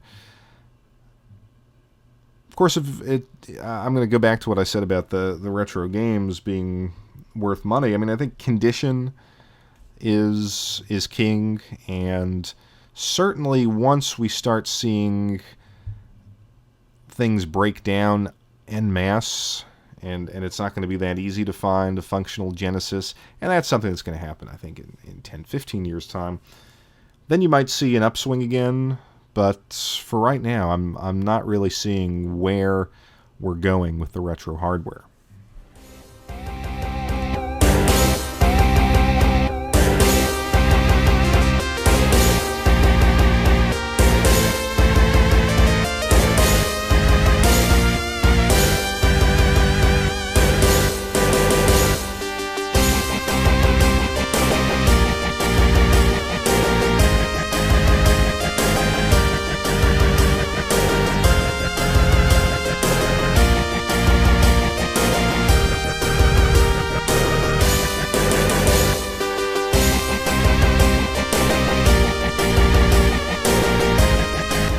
So I got an email the other day reminding me about a local semi-local, local for me, the most local video game convention, Too Many Games. And I'm going to sound really curmudgeonly here, but I went to Too Many Games 2 years ago, and it was one of the worst experiences of my life. And I love retro gaming, and I thought that this would be great. Tons of dealers. I'll be able to find stuff that I couldn't find elsewhere. And I took a buddy of mine who's also big into gaming and likes collecting and things like that, and we were miserable there. And there's just a couple things about conventions that I don't understand. Now, when we went 2 years ago, we got the super package where you could go on Friday, Saturday, and Sunday, and I think it was like $35 a ticket at that time. So I thought, well, that's going to be worth it because we'll get in on Friday and we could see what the dealers have. And, hey, maybe it's about an hour and a half, maybe a little less than that from where we are. But we figured, we can go back then on Sunday and see what's left. And so we got there on Friday, and we're in this god-awful line. I mean, this line is carrying on forever. And I hate to... my purpose isn't to offend people, but the people in this line, I mean, it seemed like they hadn't showered. They were just obese in, sort of, with the video game shirts, and just the smell as we were in this sort of trapped in this corridor. And that's not everyone, but we were just trapped around these guys, and it was extraordinarily unpleasant when we hate crowds and stuff like that. And by the way, those of you who see me on camera, I am not the vision of male attractiveness by any stretch of the imagination, but it was just very unpleasant, and it was unclear why we were being held in this corridor for a good 40 minutes. So that was irritating. Then we get in to the venue, and we start looking around, and really the games and the stuff that they had, the selection was pretty good. It was basically eBay prices. And the condition of a lot of the stuff was average at best. Very few of the games that were out there were stuff that you would pay top dollar for. Just, dirty, dusty, kind of gooey sticker residue on some stuff, and it just wasn't fun to shop. And then we kind of asked, well, what else is there to do? And of course you had the panels. There was Alpha Omega Sin, I think, and the, what is that guy? Angry Video Game Nerd and his little posse. And I didn't understand why I was expected to go to these things. I don't feel the need, and granted, there are some YouTube people that I really like and that I wouldn't mind chatting with, but I don't feel the need to see a panel. And I've seen some of these panels filmed, and I just feel like they're a waste of time. They're kind of self-promotional goofiness, and I hate to say it, but if I were going to go see someone speak, it's not going to be a video game YouTuber, just by what I've seen online. These panels just seem to be superficial and boring kind of promotional vehicles for these guys. So we go back out onto the floor, and we cannot find anything to buy, and it kind of hits us that, if we're going to pay eBay prices for this stuff, why not just buy it on eBay, where you have the buyer protection, stuff like that? If I buy an $80 game from one of these guys on the floor, I can't return it. If it doesn't work, I'm screwed. So it just lost that aspect of it, where we weren't just willing to pay those kind of prices. And we got a couple things, like I got Aladdin on the Genesis, which I've always wanted, for $10 or $11. Star Ocean on the PS2 for $10 or $11. But everything else was pretty pricey. Now that year they had a little arcade. They had a bunch of tables for I guess, board games, stuff like that. And what I didn't understand was the vibe there. What I didn't understand what the people got out of being there. Because one of the reasons I went, a couple people online said, it's the best experience because you're really together with the community, you're with a like-minded group of people, and you're all pursuing and celebrating the hobby that you love. And yet when I went, I kind of had the feeling like it was communal antisocial behavior. Yes, we were all in the same place together, but it didn't strike me that people were genuinely interacting. You had the people in costume, and I guess in Pennsylvania, I mean, I guess the cosplayers were not the cosplayers you see at Comic-Con. They were slightly lower on the, I guess you would say, the ranking of cosplayers.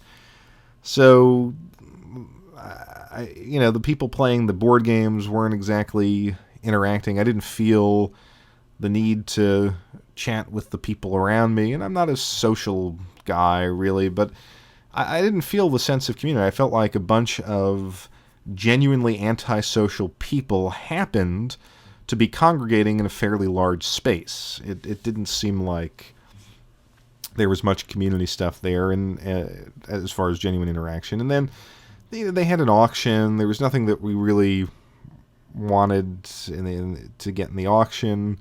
They had I think a rock band of some sort, a retro rock band. And they had artists and authors kind of plying their wares. But in the end, I just didn't understand. I don't understand the appeal of conventions. If this is what a convention is like, and I'm told that Too Many Games is a fairly large one, and last year Happy Console Gamer showed up, and I was kind of debating. I was like, well, you know what, I really like him, and I think he's a good guy, and it'd be fun to hang out with, but I'm not gonna, I just wasn't gonna go out there again and pay the money, and it seems like this is, a lot of people have made this point, the fact that, like, the YouTube personality clique, it's kind of like high school, and my guess is Happy Console Gamer being on or near the top of the food chain, it's not like I was going to hang out and have a beer with the guy. I mean, maybe I'd have to go to his panel, and I wasn't particularly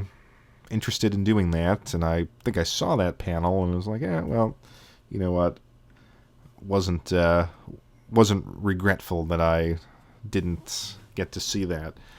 So, am I being negative? I don't know. I mean, I've always said this about video games. I play video games because I don't want to interact with people.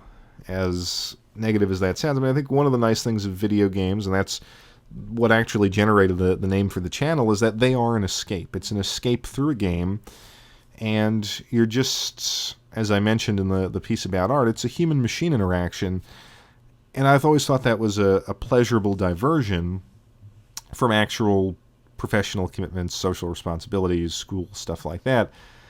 So I've never really associated video games with community.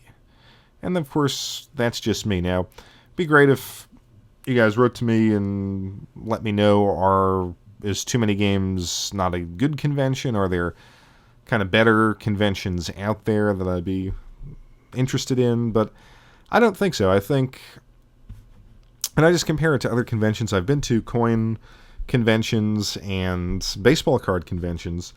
The primary purpose is the marketplace, and so I would go into those. There's big baseball card convention in the Jersey Shore. I've been to all different sorts of coin conventions, and while I don't really like collecting coins per se, you had a ton of vendors free to get in or very cheap, $5-10 to get in the door.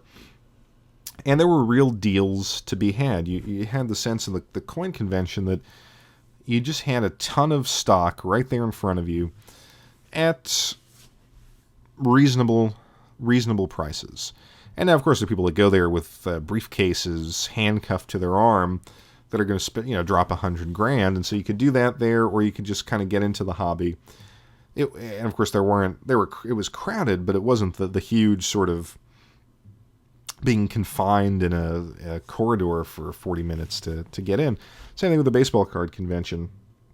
So I think I just don't understand why the conventions can't be primarily marketplaces.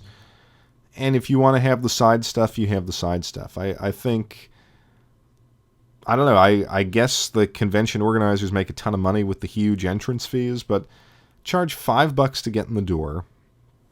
You don't have to buy multiple days. You just show up, spend as much time as you want, and have these guys not sell the stuff right at eBay prices.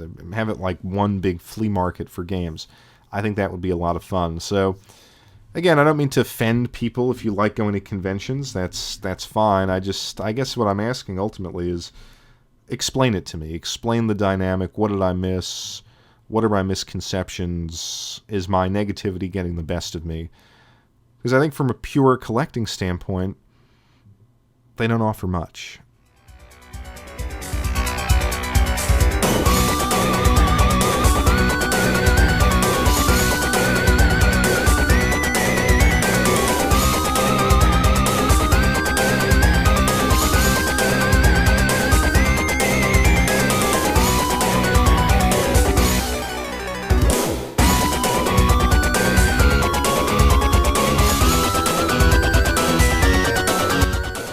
And that will do it for episode 4 of the Retro Critical Podcast.